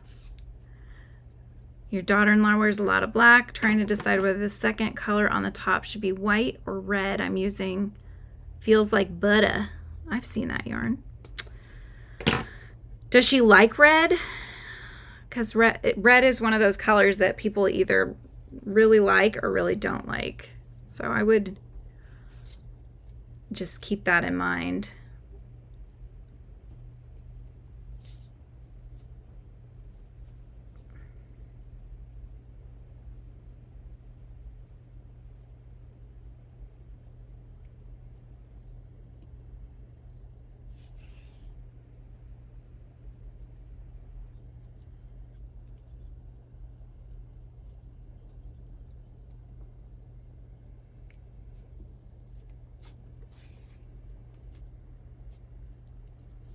I need to update my Nightbot. He's talking about Patreon. I'm actually not really doing Patreon because I'm getting very close to being able to do memberships here on YouTube. So I've been really working hard to get remonetized.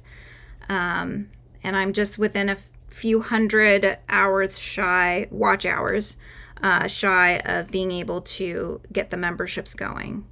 So back when I was monetized before, they didn't have memberships yet. So that's a newer thing because this was many years ago. And anyways, yeah, so now I'm getting so close. I'm very excited. I've already started drawing up Frizzy Bee emoticons and stuff for the members. So I'm really excited. I'm going to have a merch shop too. So being an illustrator helps, you know, I can doodle up my little Frizzy Bee and make some fun yarn related shirts and such. So I'm really excited. Leaning towards white. Yeah, I would probably do white, but that's just me.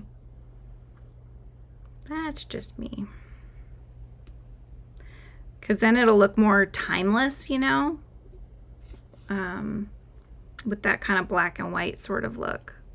That'll be pretty.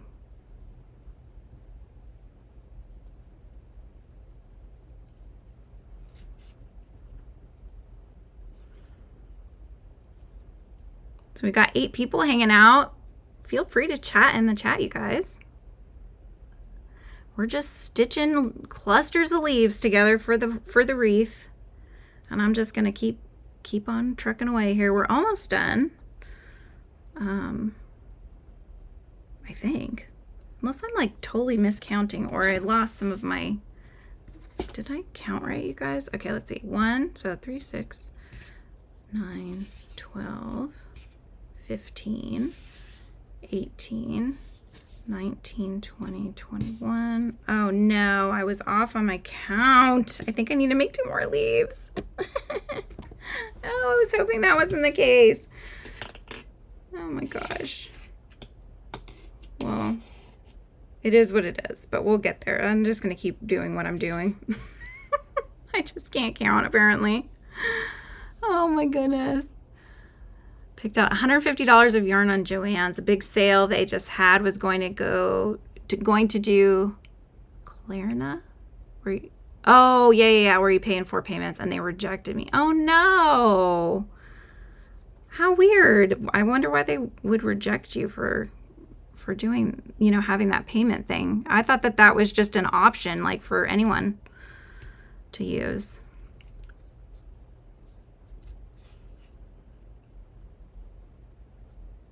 That's so cool, Beth. Love to see a picture of that.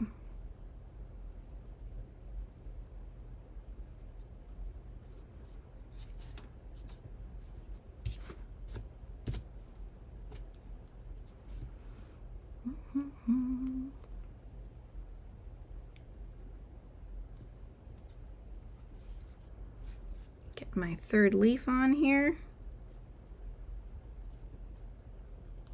Okay. Tie it off in the back. Oh, you've done Afterpay. I don't know if I've seen Afterpay. I know I've seen the other one though, Klarna or whatever you called it.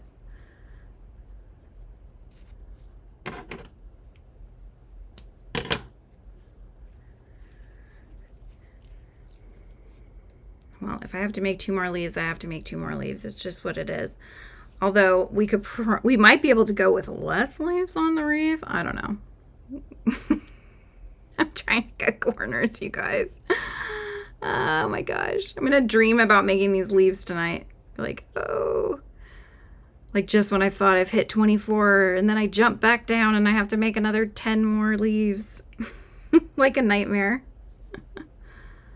When I was living in Florida, when my husband and I, so this is like 15 years ago, when my husband and I were first together, and I moved out there from California, and I was working full-time as a crocheter. I was selling finished amis on Etsy, and I would sell my Happy Sunflower finished, and I wasn't selling it for much. So it was selling a lot. I was selling so many sunflowers. Oh my God. Every sunflower has 13 petals, 13 yellow petals.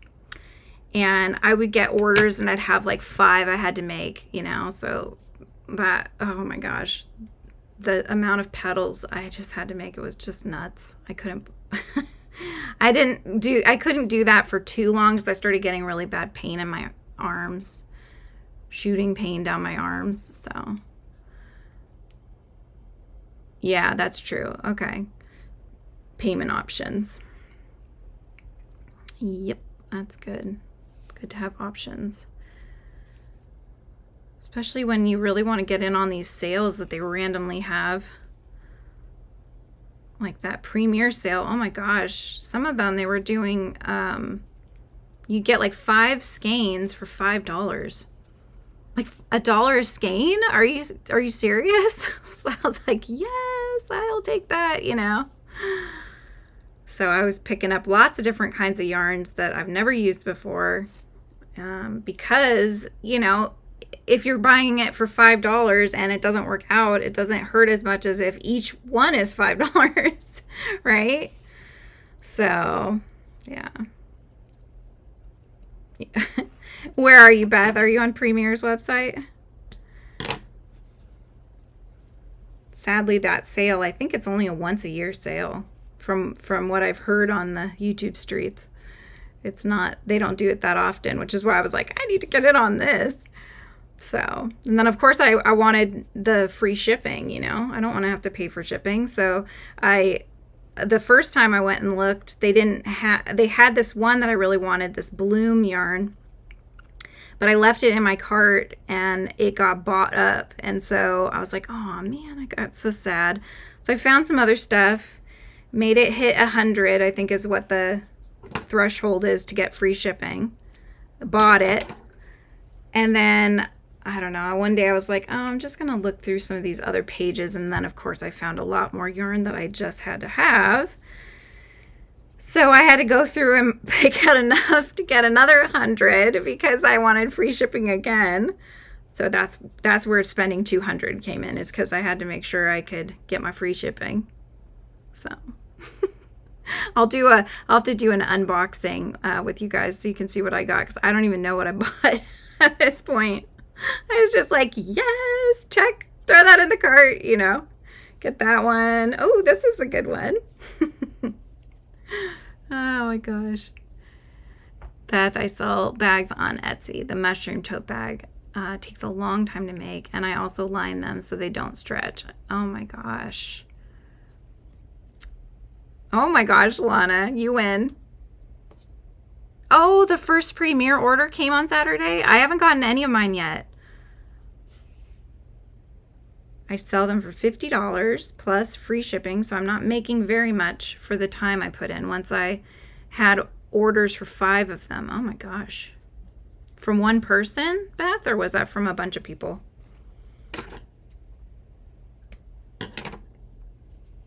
Yeah, I know. You know you have to factor in like the cost of the yarn and all that kind of fun stuff. If you just sat and crocheted one from start to finish, how long would that take you?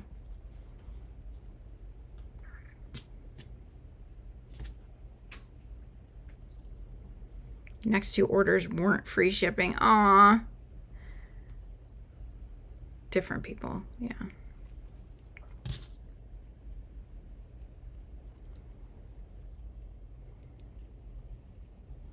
But yeah, depending on how long that's taking you to make each one, then you know, you end up making like $2 an hour maybe if you're lucky. So I thought about doing markets and stuff again, because that's always like I've always done what I considered well. You know, I think I made $700 at one market one time, and I used to do the holiday ones that would come around, and they were always really fruitful. And you get that nice chunk of money right off, but the amount of time that goes into making them all and stuff, you just don't really make a lot out of it, you know. So 5 days for one bag, Beth, and only $50. Oh my gosh, that's I don't know, that just seems, it's not a good balance, you know.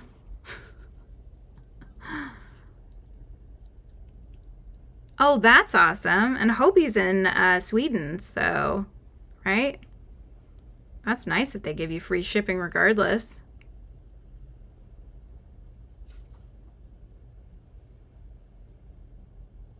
Okay, going to the back. Grab my other leaf. Here it is. Okay.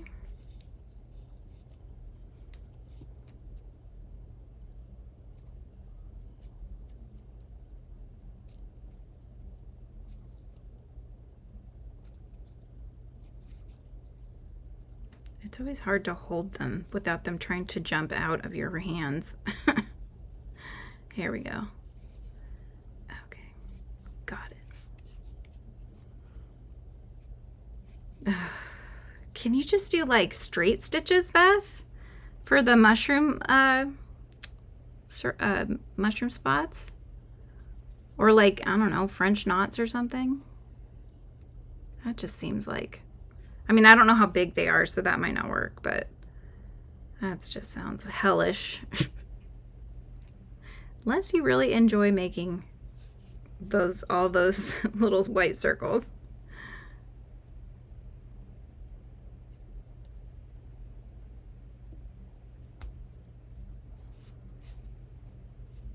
$72 white dots. Wow.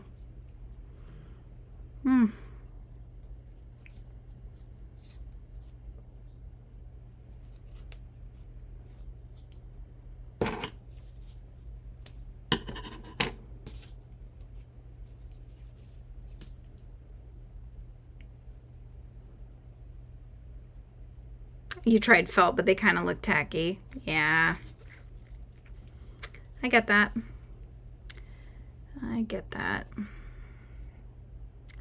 What about sewing on like seed beads? Or would that be too tacky? I don't know. Cause like I just bought some seed beads to do for the strawberry bag. I think they're pretty. You know, they're gonna add a nice little touch to them, I think. That seems more elegant to me than tacky. That would probably be something I would look into, because I can't imagine making that many white circles. Oh my gosh. No, thank you.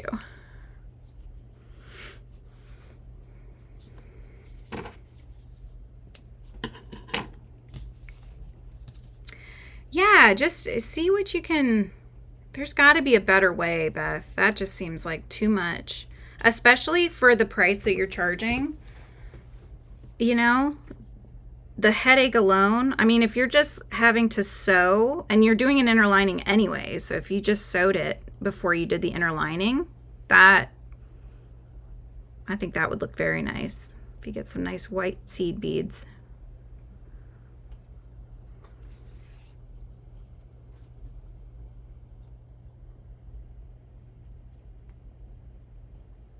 Oh, in fact, here, let me just show you this, just for reference. This has nothing to do with Santa. This is my character from one of my books that I wrote. This is Mizu. So I did seed beads around her facial detail here because she has little spots that are kind of an iridescent. So they have a little bit of a iridescentness to them. But I thought those looked really cute.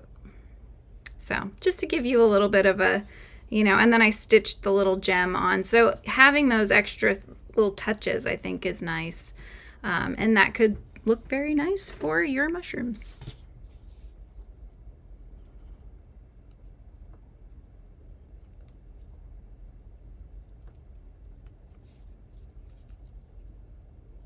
Just trying to get this one tucked down in a couple more stitches here.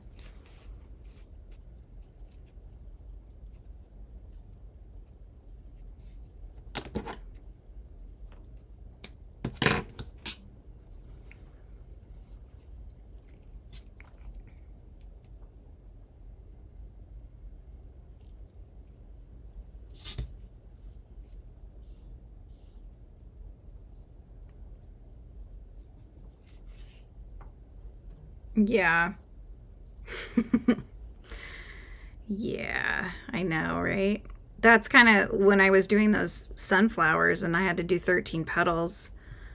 It just made me think, you know what? I should have just maybe made them a little bit bigger and then done less than that.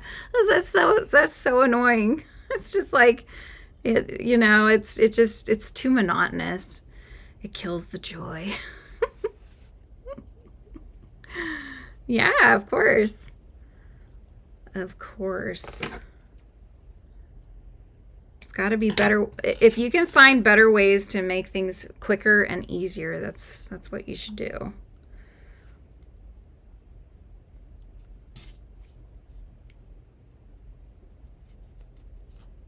And they have Joann's often has really good deals on their beads and their like, I don't remember how much the seed beads were that I got, but I know a lot of times the ones that they'll say they're like, oh, they're on sale for $3.99 or something, and you get a whole bunch of them.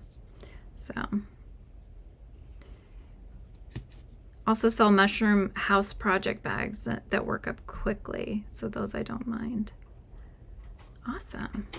Mushroom house project bags. Oh, okay, so is it like in the shape of a mushroom then? That would be very cool.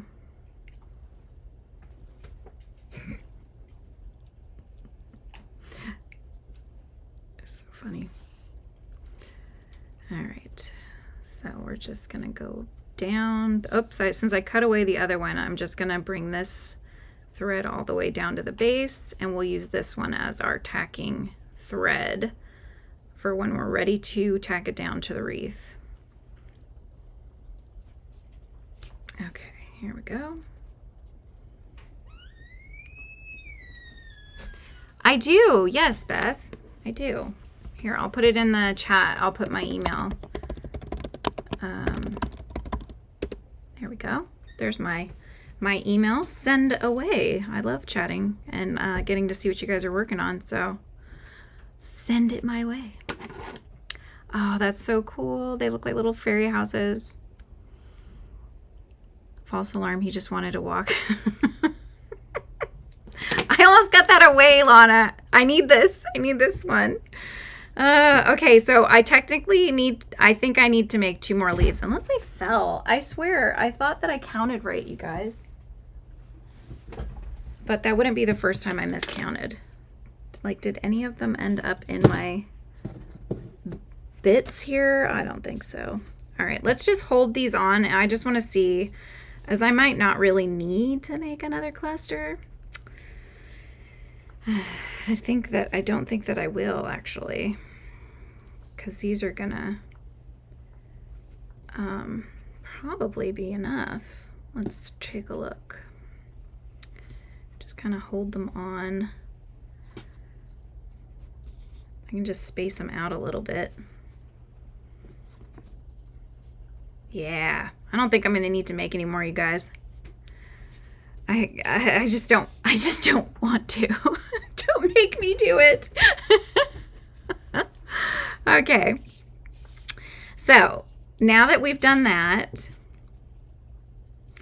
we'll thread our needle here. And then we are going to start tacking these down to our base ring, okay? And as you can see with the wreath that I did here before, okay, so you can kind of see the clusters, and they'll, you have them sort of altering a little bit, so that way you've got the little points and stuff, so they're going different directions, which is how a wreath looks. So using that kind of as our guide, you know, here, I'll tuck it up here in the corners. You can kind of see it. We're going to try to face the points to the outside mostly, because you want to keep that center open, right?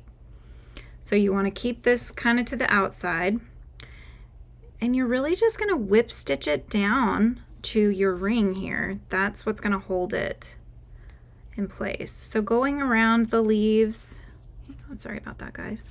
Okay, so we're just going around the leaves here, making sure that we're tacking enough down so that they're not going anywhere. Okay.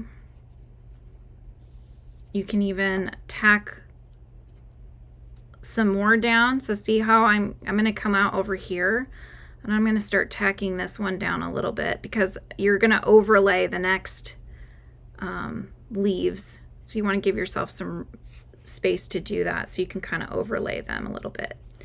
And you're just going to keep doing that until you feel like it's really solidly on your ring.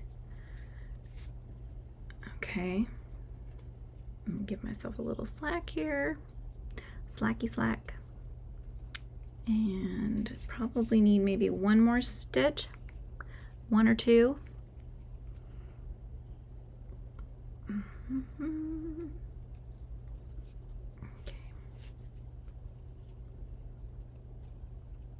Let's see.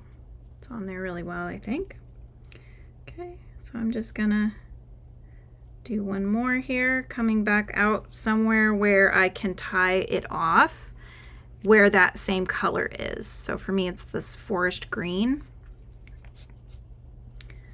And I'm just gonna pick up one of these whip stitches that I did here like that, and we're gonna tie it off. Okay, so get that. Mine's getting very short. That's why mine is more difficult. But there we go. We've tied our knot. Okay, and now we lift it up, finding where that little gap space is, because that's where you want your knot to get tucked into. Coming out somewhere else. And pop it in like so, and then cut away your end.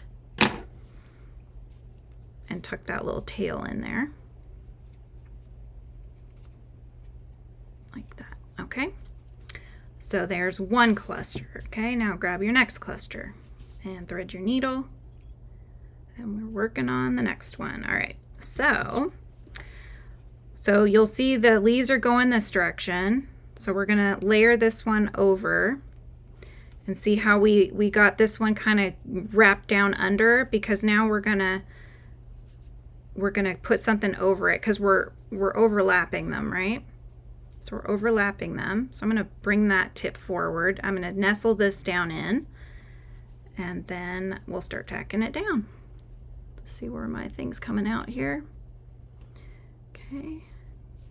So you ultimately want your leaves to all be touching each other, so that you're not seeing that ring underneath. They're overlapping each other. It's just easier to start by making them into the little 3 clusters and then getting them tacked down that way, in my opinion. Okay.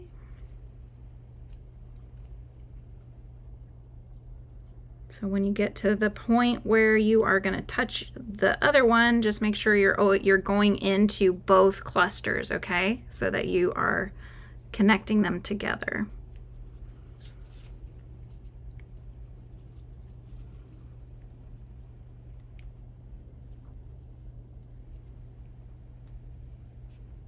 My coffee is getting liquidy, you guys. I keep forgetting to drink it. Hang on. Sorry.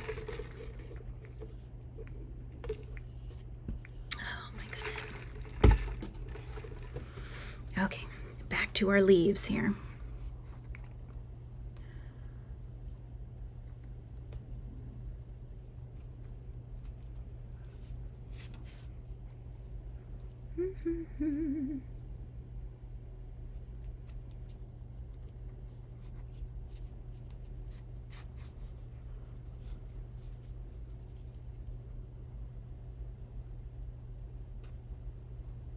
Okay.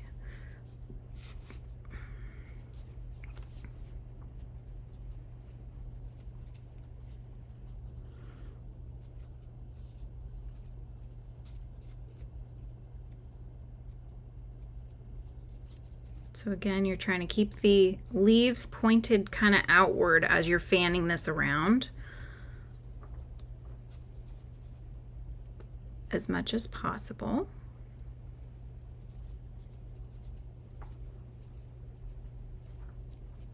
Is that one of my ends here? Let me just get that little guy. Here we go.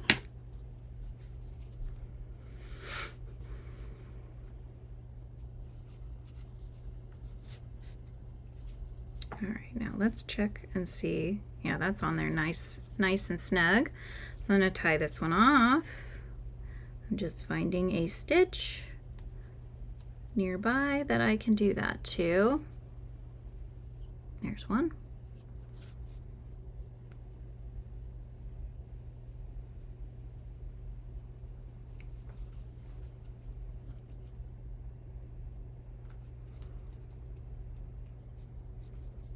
So what did you guys think about my birdhouse idea? Do you think making a birdhouse for this one would be interesting?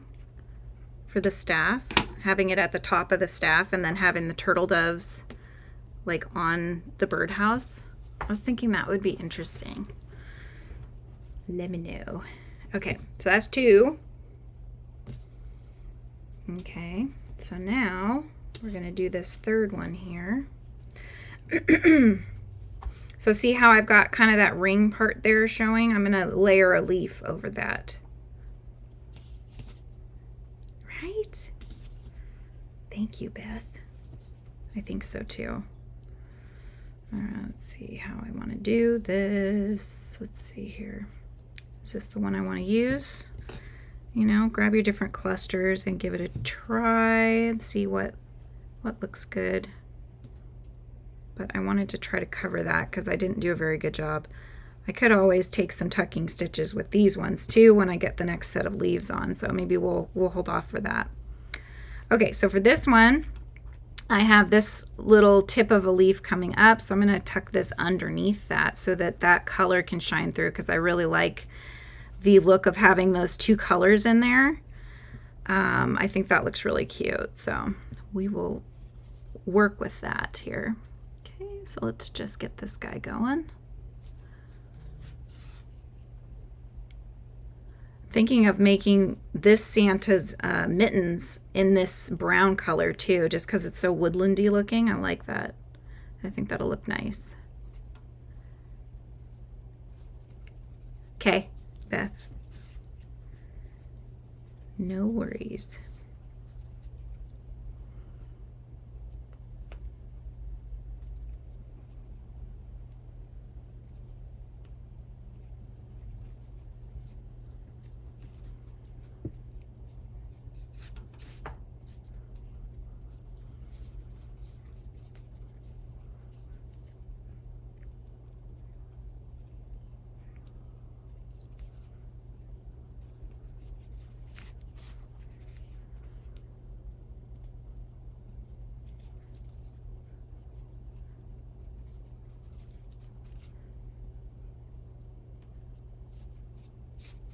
Okay, I'm just connecting these leaves together so that they are touching.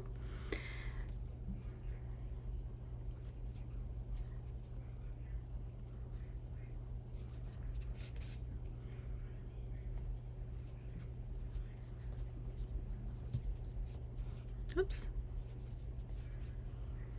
It's not an exact science, but you know, just kind of see where the leaves want to go, and if you can help them along that way and make it look nice, and that's the goal.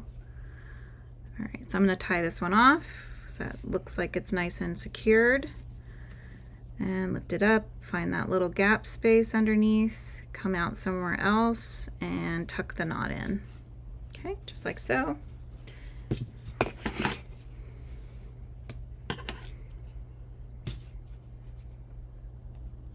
Tuck it in. Okay, so there's that so far. All right, so we're gonna go and do our next cluster.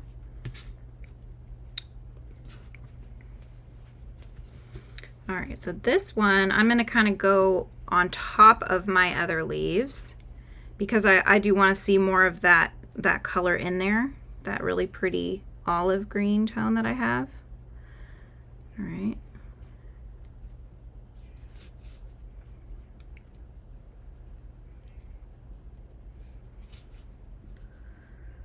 So I'm going to grab the olive color, the back of it, and it's going to go on top of this other green leaf, like so.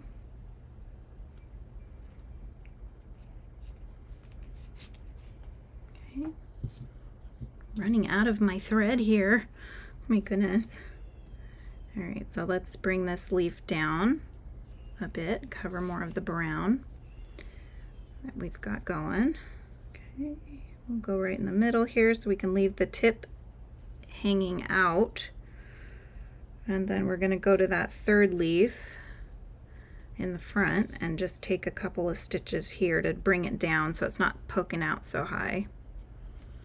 So let's come down our ring like so. Okay. And I'm going to take one more of these back stitches and just sort of tack this one there so it'll kind of lace to the side going outward a little bit. I'm going to go back here to find one of the threads of the same color so I can tie this off. And I'm getting very small, this little thread here. Let's see if I could do it. Okay. Pick up the stitch here. When it gets like this, you kind of have to go backwards into it because it's really hard to do it otherwise. All right, now I just need to thread it one more time so I can pop that little knot to the inside. And sometimes you even have to use the back to go in through to the other side when it gets that short like that. Yeah, we're putting this together, dazzling action. We're putting this wreath together. So we sat there, we made a whole mess of leaves. We sewed them into clusters of 3s, and now we are sewing the clusters to our base ring for our wreath. So this is how it's coming out so far here. So I have 3 more clusters to go. And then we can start doing the details on our wreath, you guys. Okay, so looking at my leaves, just wanting to figure, no, see, I don't want to put that there because then I have 2 of that same color. Since I did 2 different colors of green, I'll probably end up using this other darker green one here to cover that spot. I think that's what I'm going to do. Okay, so let's work on this one. So again, I'm overlapping a little bit with the cluster prior. Oh my gosh, I'm getting mush mouth, you guys. Oh, the prior cluster of 3. There we go. Okay, so I'm just tacking these back stitches down, covering up that ring.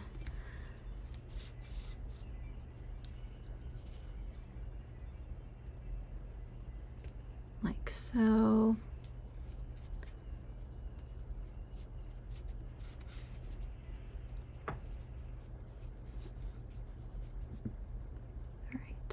Here we go.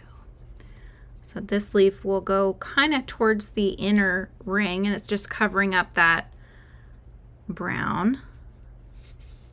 Okay, and then we will take some of the back stitches on this bigger one up here.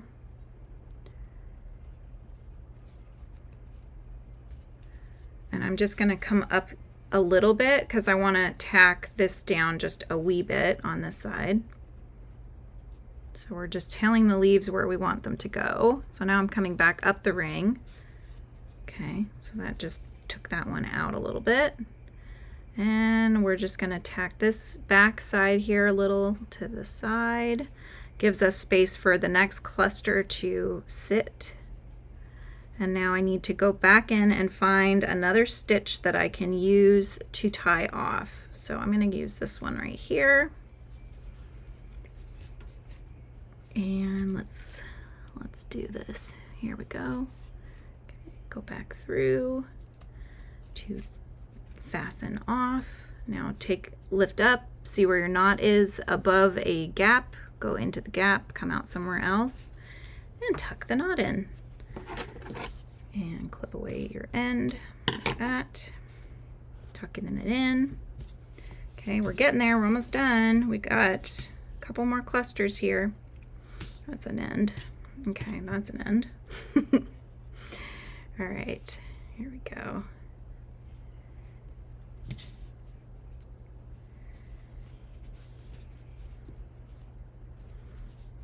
Okay, so this one is going to go,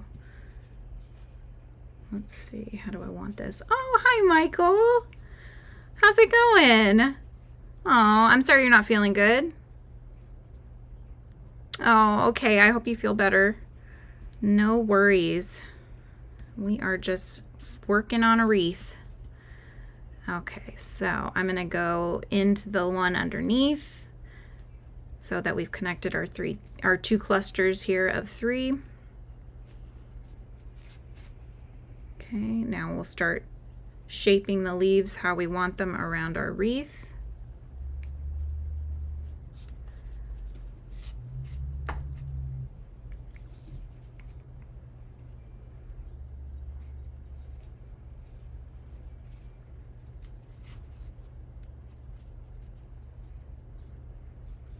Okay.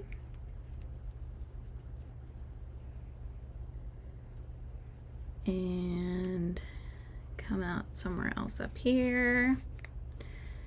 Tack this one down like so, and then I'm going to come over here and do a tacking stitch on this one to bring it to the other side of the wreath, and then we'll come back out somewhere else. I think that's probably enough tacking stitches for this one.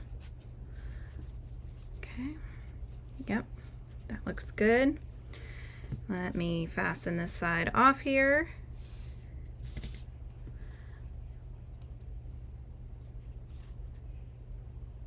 Here we go.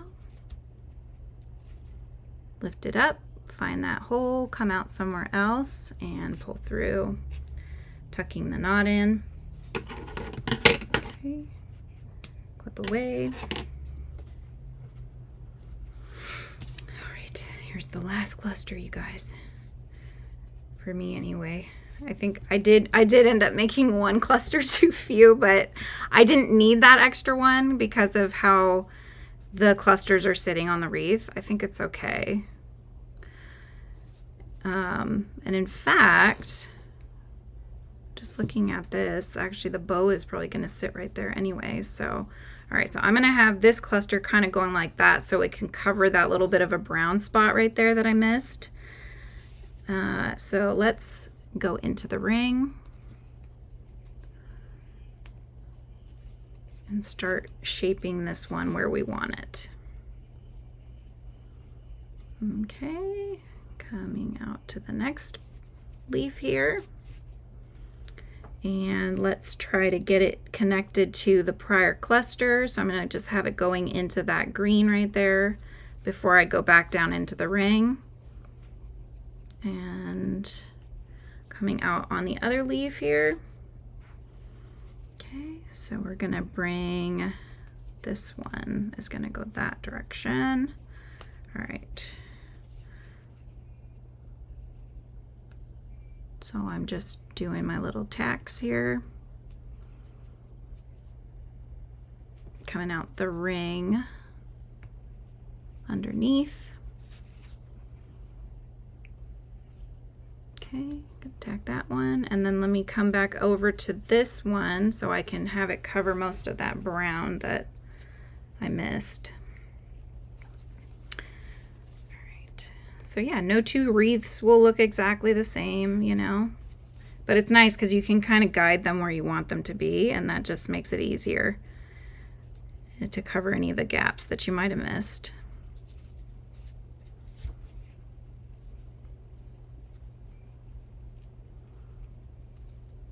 And I can actually take this little one here and do the same thing. So I'm just gonna bring it a little bit, and a lot of that brown is actually gonna be covered anyways with our bow that we're gonna make. So now I'm coming out by another one of the another one of the green stitches here. And now we're going to fasten this one off. Oops.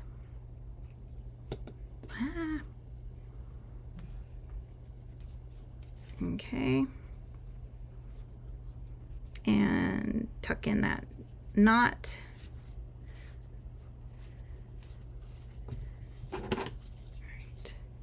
And if you need to, you know, you can always make another leaf, you guys. Like if you had a bald spot somewhere and you wanted it covered on your wreath, you could just make another leaf and do like almost like a patch on it, which would work just fine. So like I made an extra one because I missed two, right? We figured that out. So like if I want, I could just do like a little patch leaf here or a patch leaf there or whatever, you know, like you can kind of play around with it if you need to. Like if it doesn't sit just how you wanted it to, that's okay. You can fix it. Okay, so we've got our little wreath here now next to our other one. And so I'm going to do next the French knots, okay? And the reason is because I think it's going to be easier to do those now, and then we'll start wrapping our gold around and doing the bow, which is the final part of our wreath. So let's go ahead and thread our needle with the red. Give yourself a decent amount of length. Okay, you can tie off the end. You could always do this a couple ways, but I'm just going to tie the end off here. Going to head out, Lana. Thanks for hanging out for so long. I hope to see you next time too. The leaves will always be blue-green in our hearts. That's right. I know. Oh man. Okay. So we're going to come in from the back. Okay. So you can, what you're going to do is this knot will get tucked onto the inside of the piece. So don't split, you don't want to split it here. Go in from one of the main holes, right? And then come up as you're splitting through to the top of the leaf. It's going to get stopped one of those areas in between, right? Okay, so come up somewhere. And this is not an exact science, you guys. And if it doesn't pop in, that's not a big deal. It is the back of it, so it's fine. Okay, French knots time. So if you've never made a French knot, what I do is I pull my yarn to the side and I have my needle on the other side, okay? So I'm holding the needle kind of close to where it's coming out here. And then you start to wrap it around your needle. And, you know, a lot of times I've seen it done many ways, wrapping a different amount of times depending on how big you want it. But I'm going to wrap it once, twice, 3, 4. I'm going to do one more there. So 5 times around. Okay.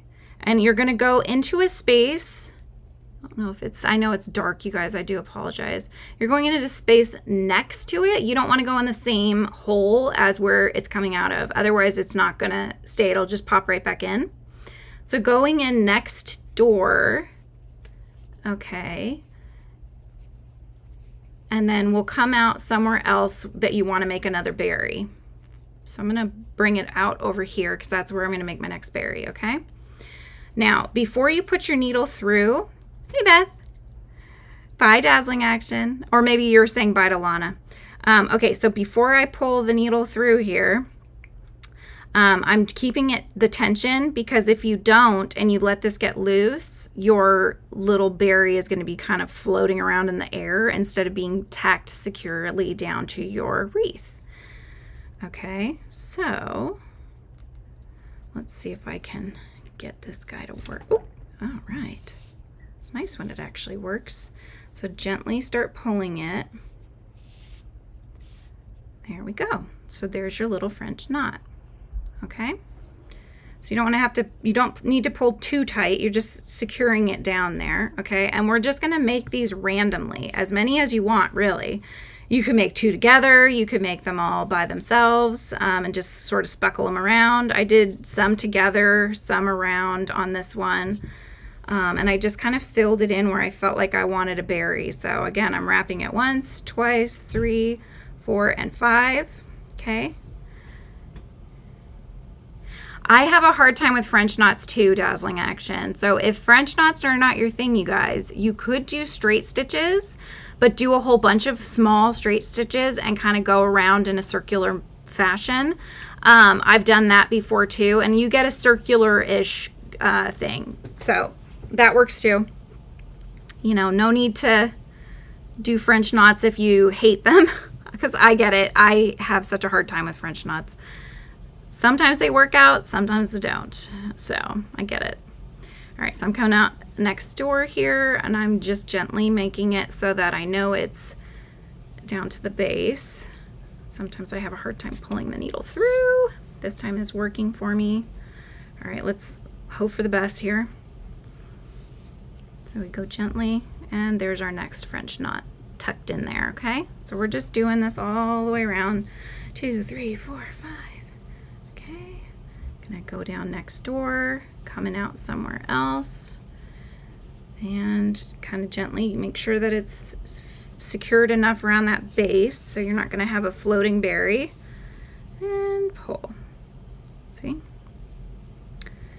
We're just going all the way around. 2, 3, 4, 5. The worst is when you're making the French knots the eyes of a character and it doesn't work out, or like one is bigger than the other, because it's hard to get them exactly the same. I've mostly given up on trying to do that, mostly. Only time I did that recently was I was making another YouTuber here, Froggy. I was making her a frog out of thread yarn. And I ended up making them French knots because they're so tiny. I actually bought tiny safety eyes, but the backings would not actually stay because they weren't grooved properly. They didn't have grooves on them. So I could glue them, but it just wasn't meant to be on that one. So, so anyways, those did come out okay, but it was a toss-up if it was going to work or not. So, I know, right? Yeah, you'll pull it tight and pull the knot out. I know. It's hard to get it working properly. I've had ones where I'll end up with like a big bump, or it won't like make it look like a cute little rose. It'll make it look like just this knob thing. And then so I have to go in and try to take additional tucking stitches to form the French knot. An after the fact French knot because it's not working for me. Oh, I'm glad you like that, Beth. Yeah, that's my pattern. I gotta plan for it, but I haven't had the time to sit and actually flesh that out yet. But yeah, she really liked it. Froggy was my first patron on Patreon, so it's a little special thank you. Okay, so we're just getting these French knots on here. It's looking good. We're going around the ring. Okay. All right. Again, just gently pulling that. Make sure it's down at the base. And then we pull. It's coming out well. Okay. 1, 2, 3, 4, 5. Go out somewhere else. This one, I'm actually going to make one right next door, so pretty close to this one, just because, you know, holly berries can be in clusters. How would you undo French knots? That's a good question. I have, but you pretty much have to basically, you have to bring this thread back out where you put it in, and then you just have to try to untie it. That's the only way to undo what you've done if it's that bad. Next door, I use French knots a lot for flowers. Yeah, that does sound really cute. Well, I mean, in embroidery, that's what you use a lot of times. Like for the center of a flower, you will use French knots. 4, 5. but I have a love-hate relationship with French knots. So they work sometimes and they don't work sometimes. And it's always up to them whether or not they want to work for me. Today seems to be, I almost don't want to jinx it, you know, because they're playing nice, but all right.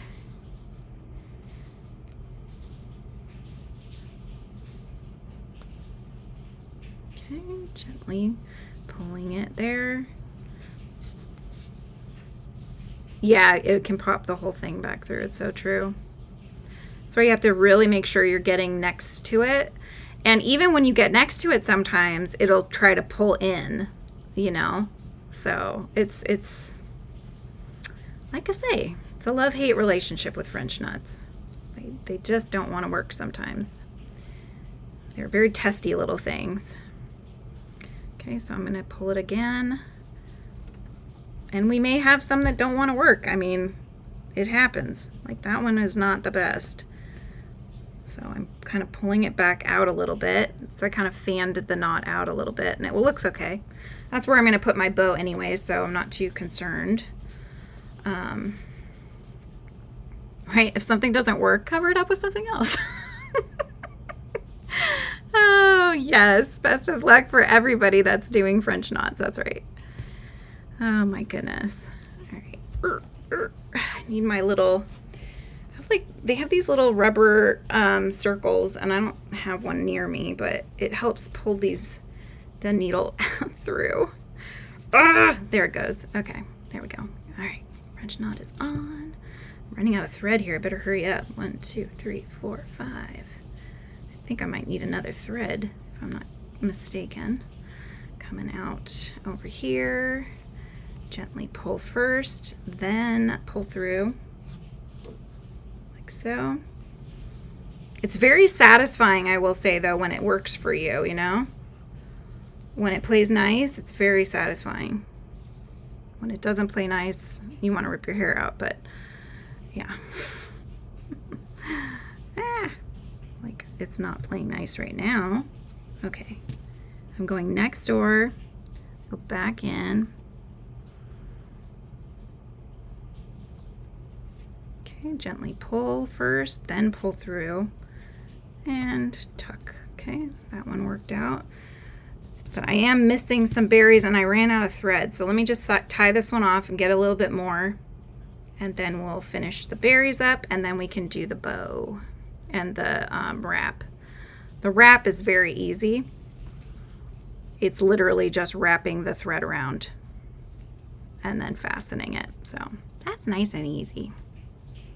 I've just found that looked the best when I was designing this pattern.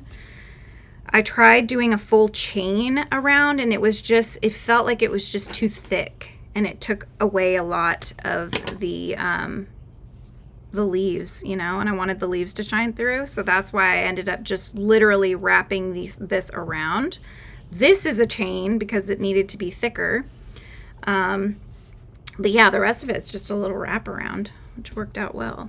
Okay, so let me get a little bit more red, thread my yarn, tie my end. I hope everybody's is coming out so pretty.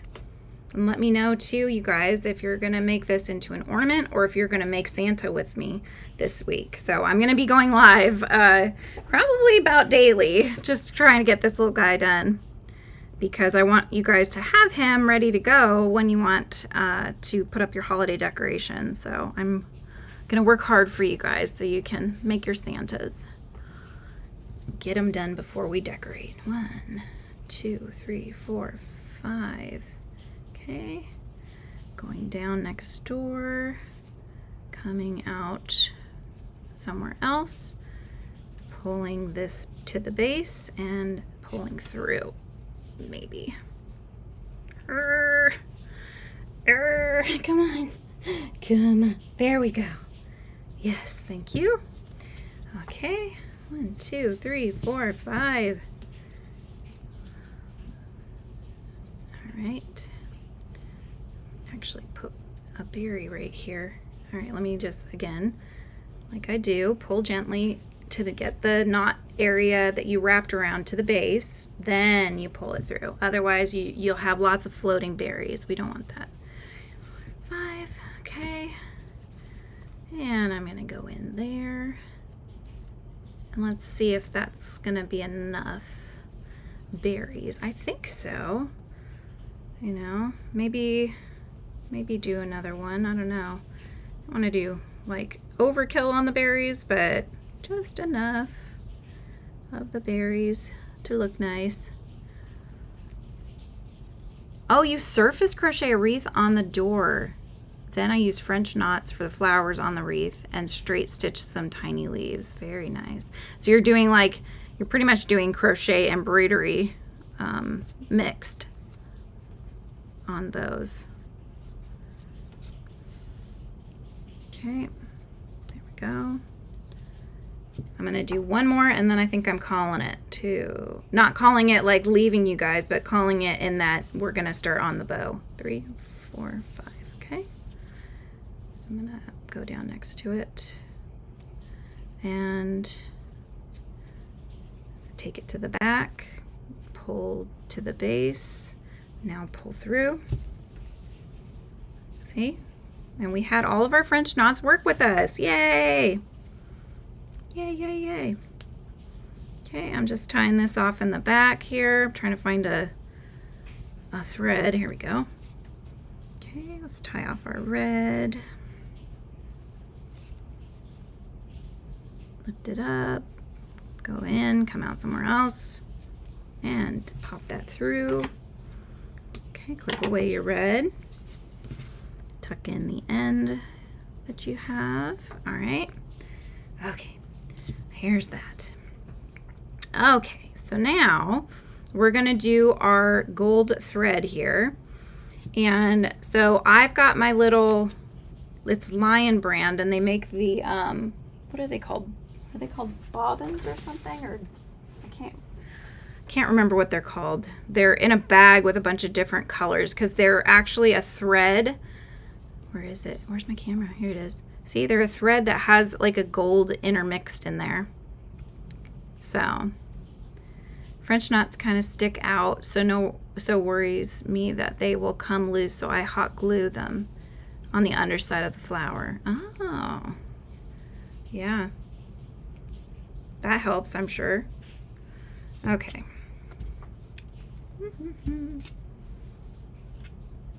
All right, so what we can do actually, let's do this first.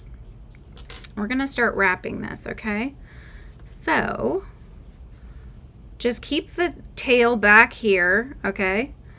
Let's cut ourselves a strand of this gold. And we're just gonna start wrapping it around our wreath first.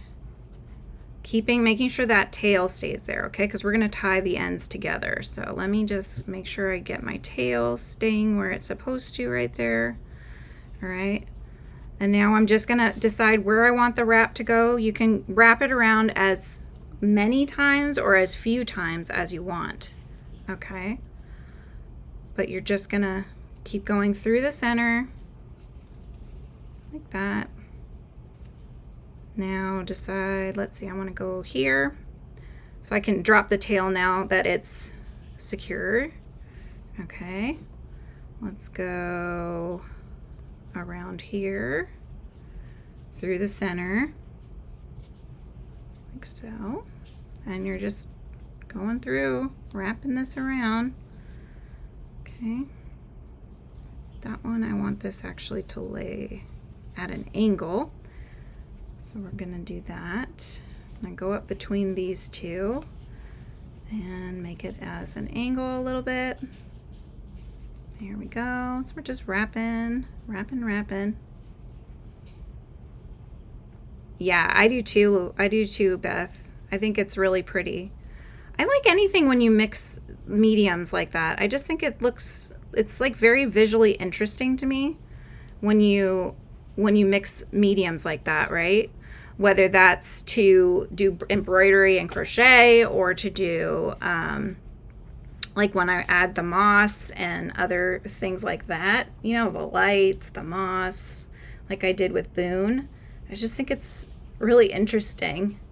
All right, so on the back, we're just gonna tie it off, you guys. Nice and easy. We're just tying the two ends together. This is the back side of your wreath, so it's not gonna be very noticeable here.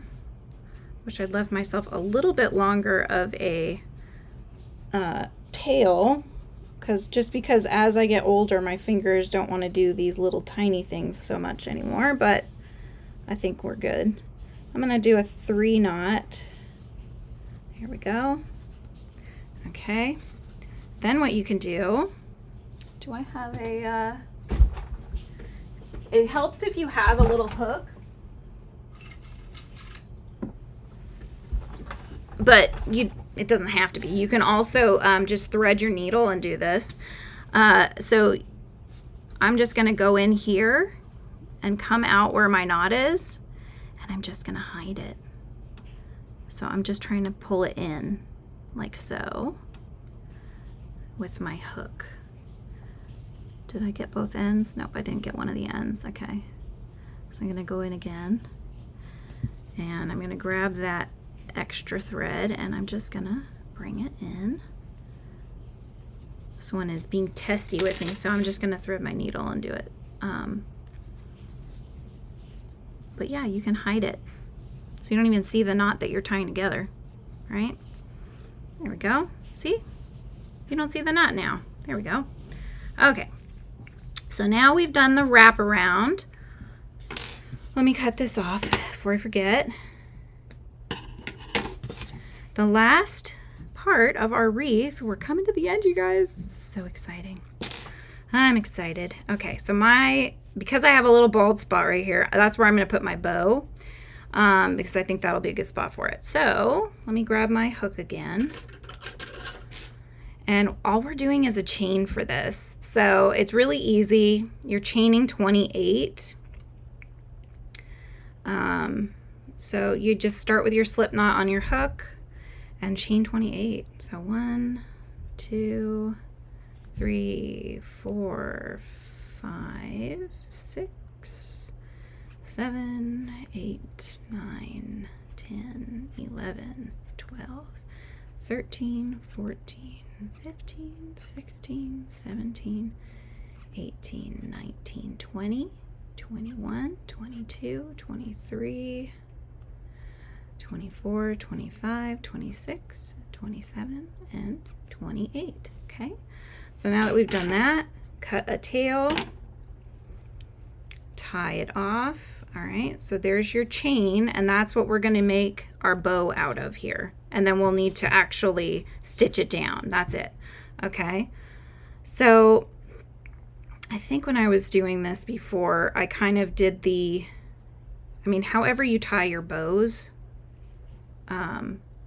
is right, you know. So I think I did kind of the bunny ears way, because it is pretty small. You could make it longer if you wanted to, but however you can get that bow in. So I did the bunny ears, and I just put the bunny ear through the center like so. Hang on, come on, work with me. There we go. All right, I think that's it. All right, now let me see here. There's my two ends. Okay, so I'm gonna pull this slightly because I want to have some thread, but grab those ends, and you're just gonna work the bow until you get it the way that you want it. You get the thread, you know, depending on how big you want the ears of the bow, if you will, on either side. Then you can just keep messing around with it till it looks right for you.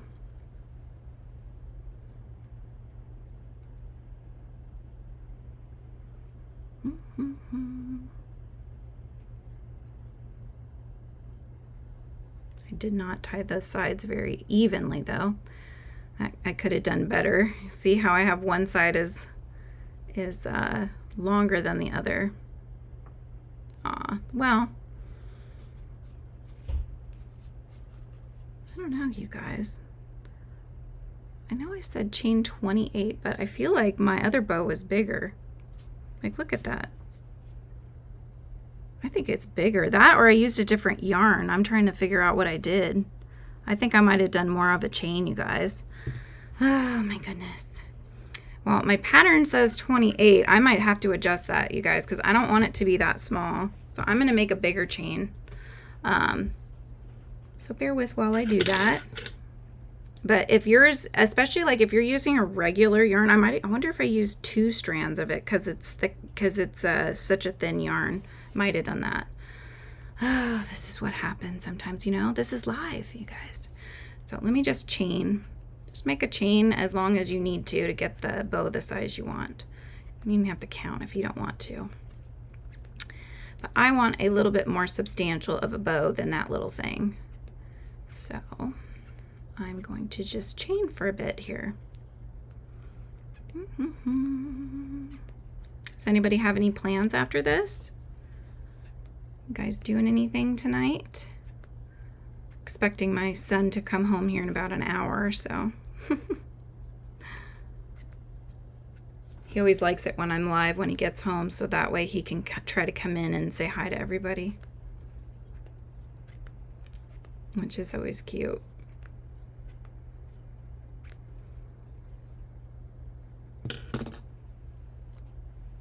So this was how long I did before. That was definitely not long enough. So this might be long enough. I'm just going to do a few more, and then I think that should be long enough for me. Here we go. Okay. Let's try this again, shall we? Okay.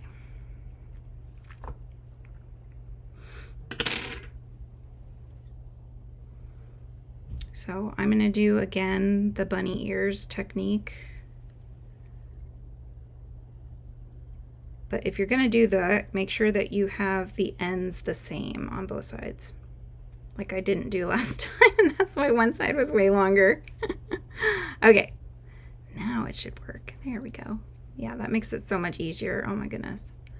Okay, so now that we've done that, we're just going to, again, mess around with the bow until the bow is how you want the bow. Okay.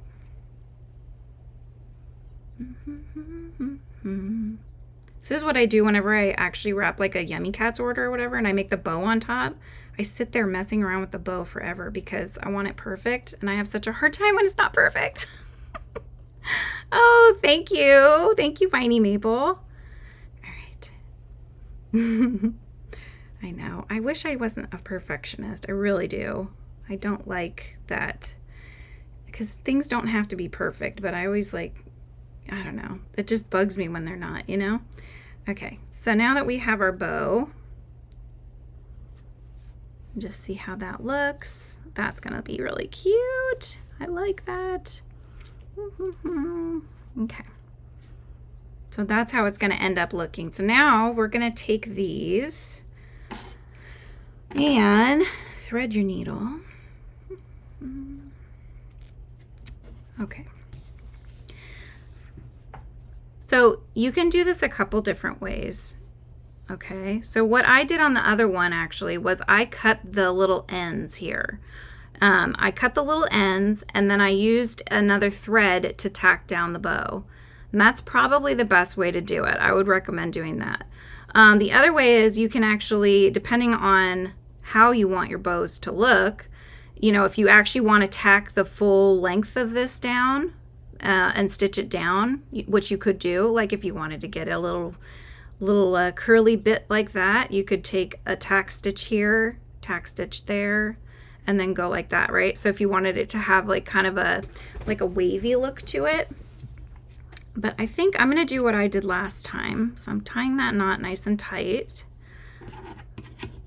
and I'm just gonna clip the end. I'm gonna do the same on the other side. Okay, now I'm going to take my strand here. And I am actually going to get a thinner needle because this is really thin. The yarn is really thin. So I don't think we need that giant yarn needle. So I'm going to grab one of my embroidery needles that have a slightly bigger eye to them. If I can get this thread off of here. Hang on.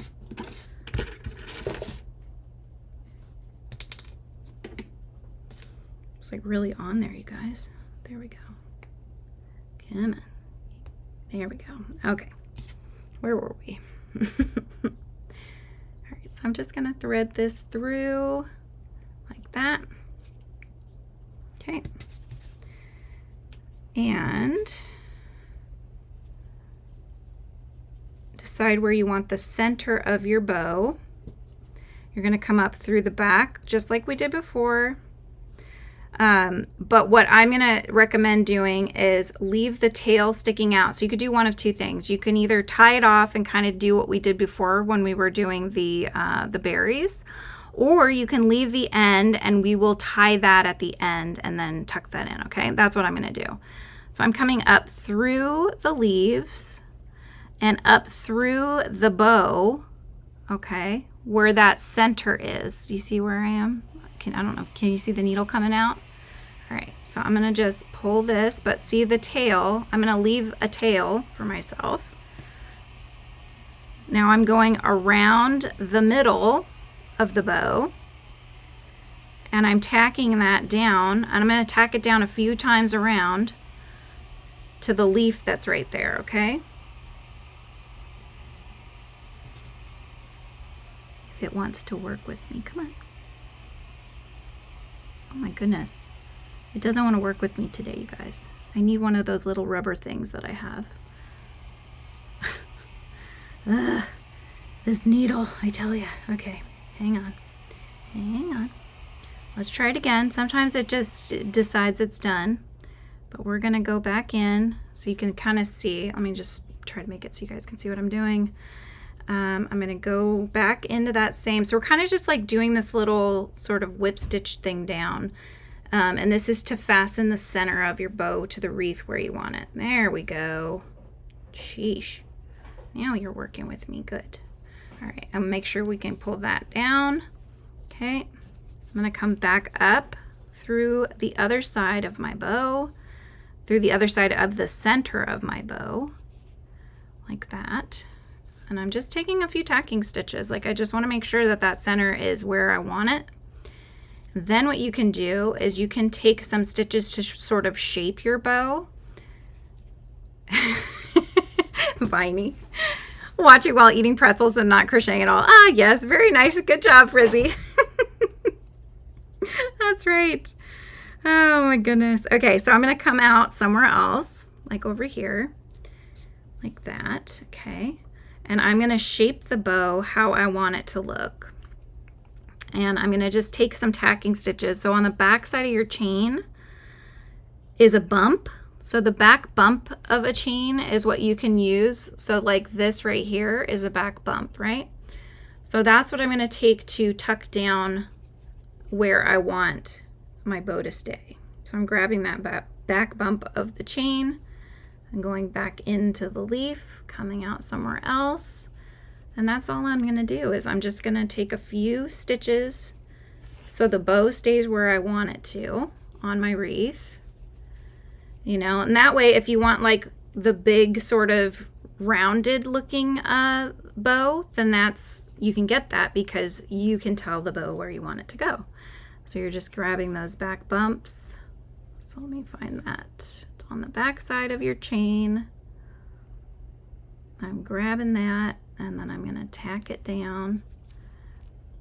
Okay. Here we go.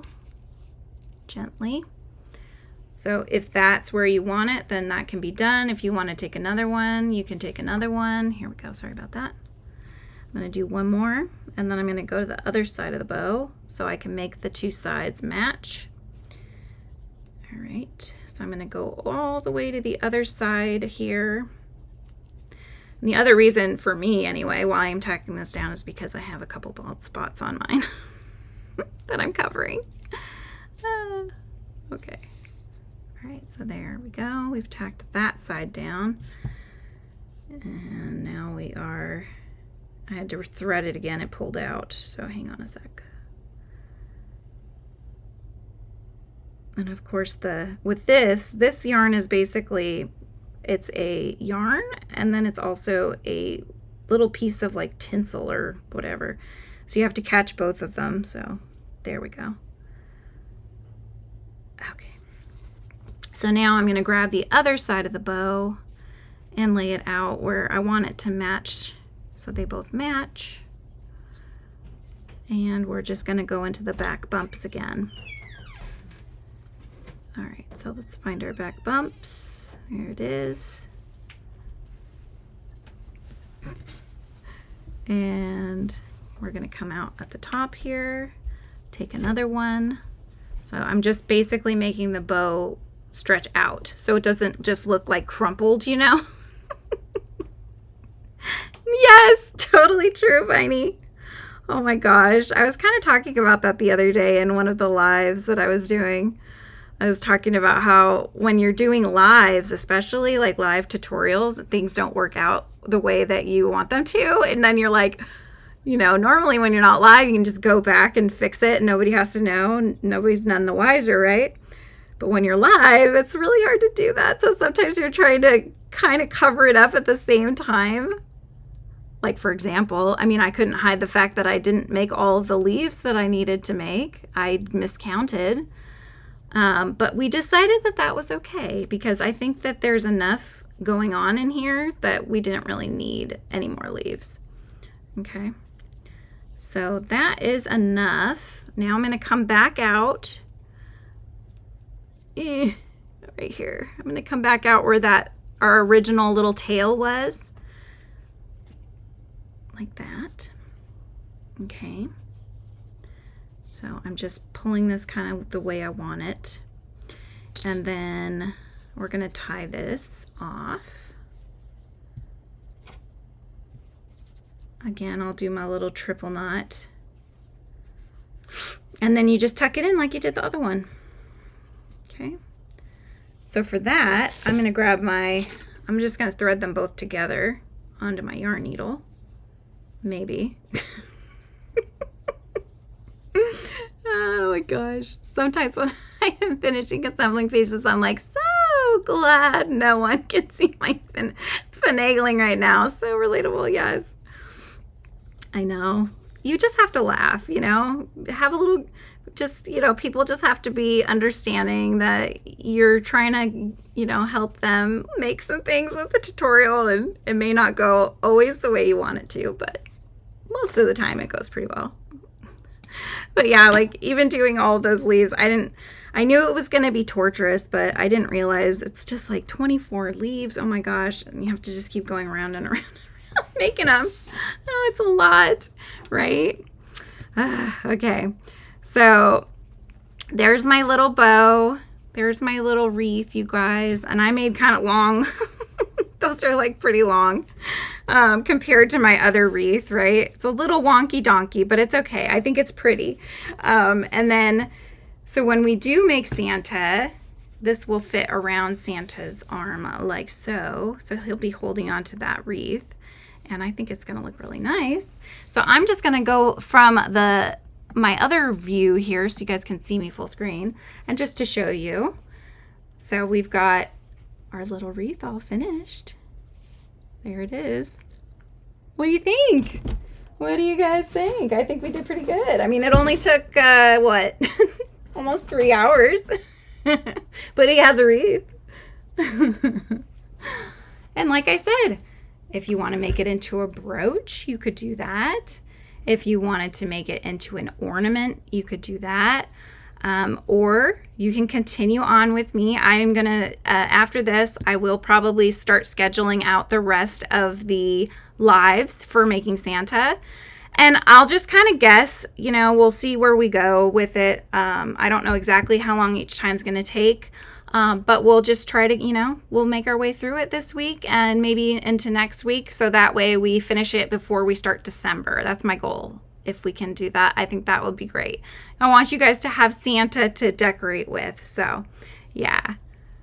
Aw, thank you, Beth. I appreciate that. I think it came out nice.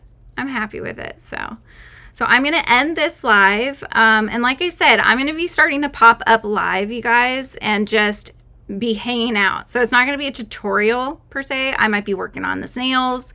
I might be working on my cardigan. But that way, if you want somebody to hang out with while you're crocheting and, you know, or eating pretzels in Viney's case, you know, I'm going to be here. So I figured we can just hang out together. And yeah, we'll go from there. So just keep an eye out. I'll be coming on live more frequently. Okay. And I'll let you guys know. You'll start to see them come in, and we'll start working on Santa tomorrow. That's exciting. Hi, Moonrose Crafts. All right, you guys, have a wonderful afternoon, and I will catch you later. Bye. I don't know that we're going to make a sled for Santa, Moonrose. It's not in the pattern. And sleds you can really come by pretty easily. I have a sled actually that he would fit with really well. Yes, red, pink, and teal. Yeah, you could do them with any colors, you know. Thank you, Viney. Yes, I know. I'm actually kind of hungry. I'm like haven't eaten anything since this morning, so I need to go eat. I think that's my next order of business here, and then we'll see where the day goes. But yeah, I hope you guys have a good afternoon, and I will talk to you guys later. Bye.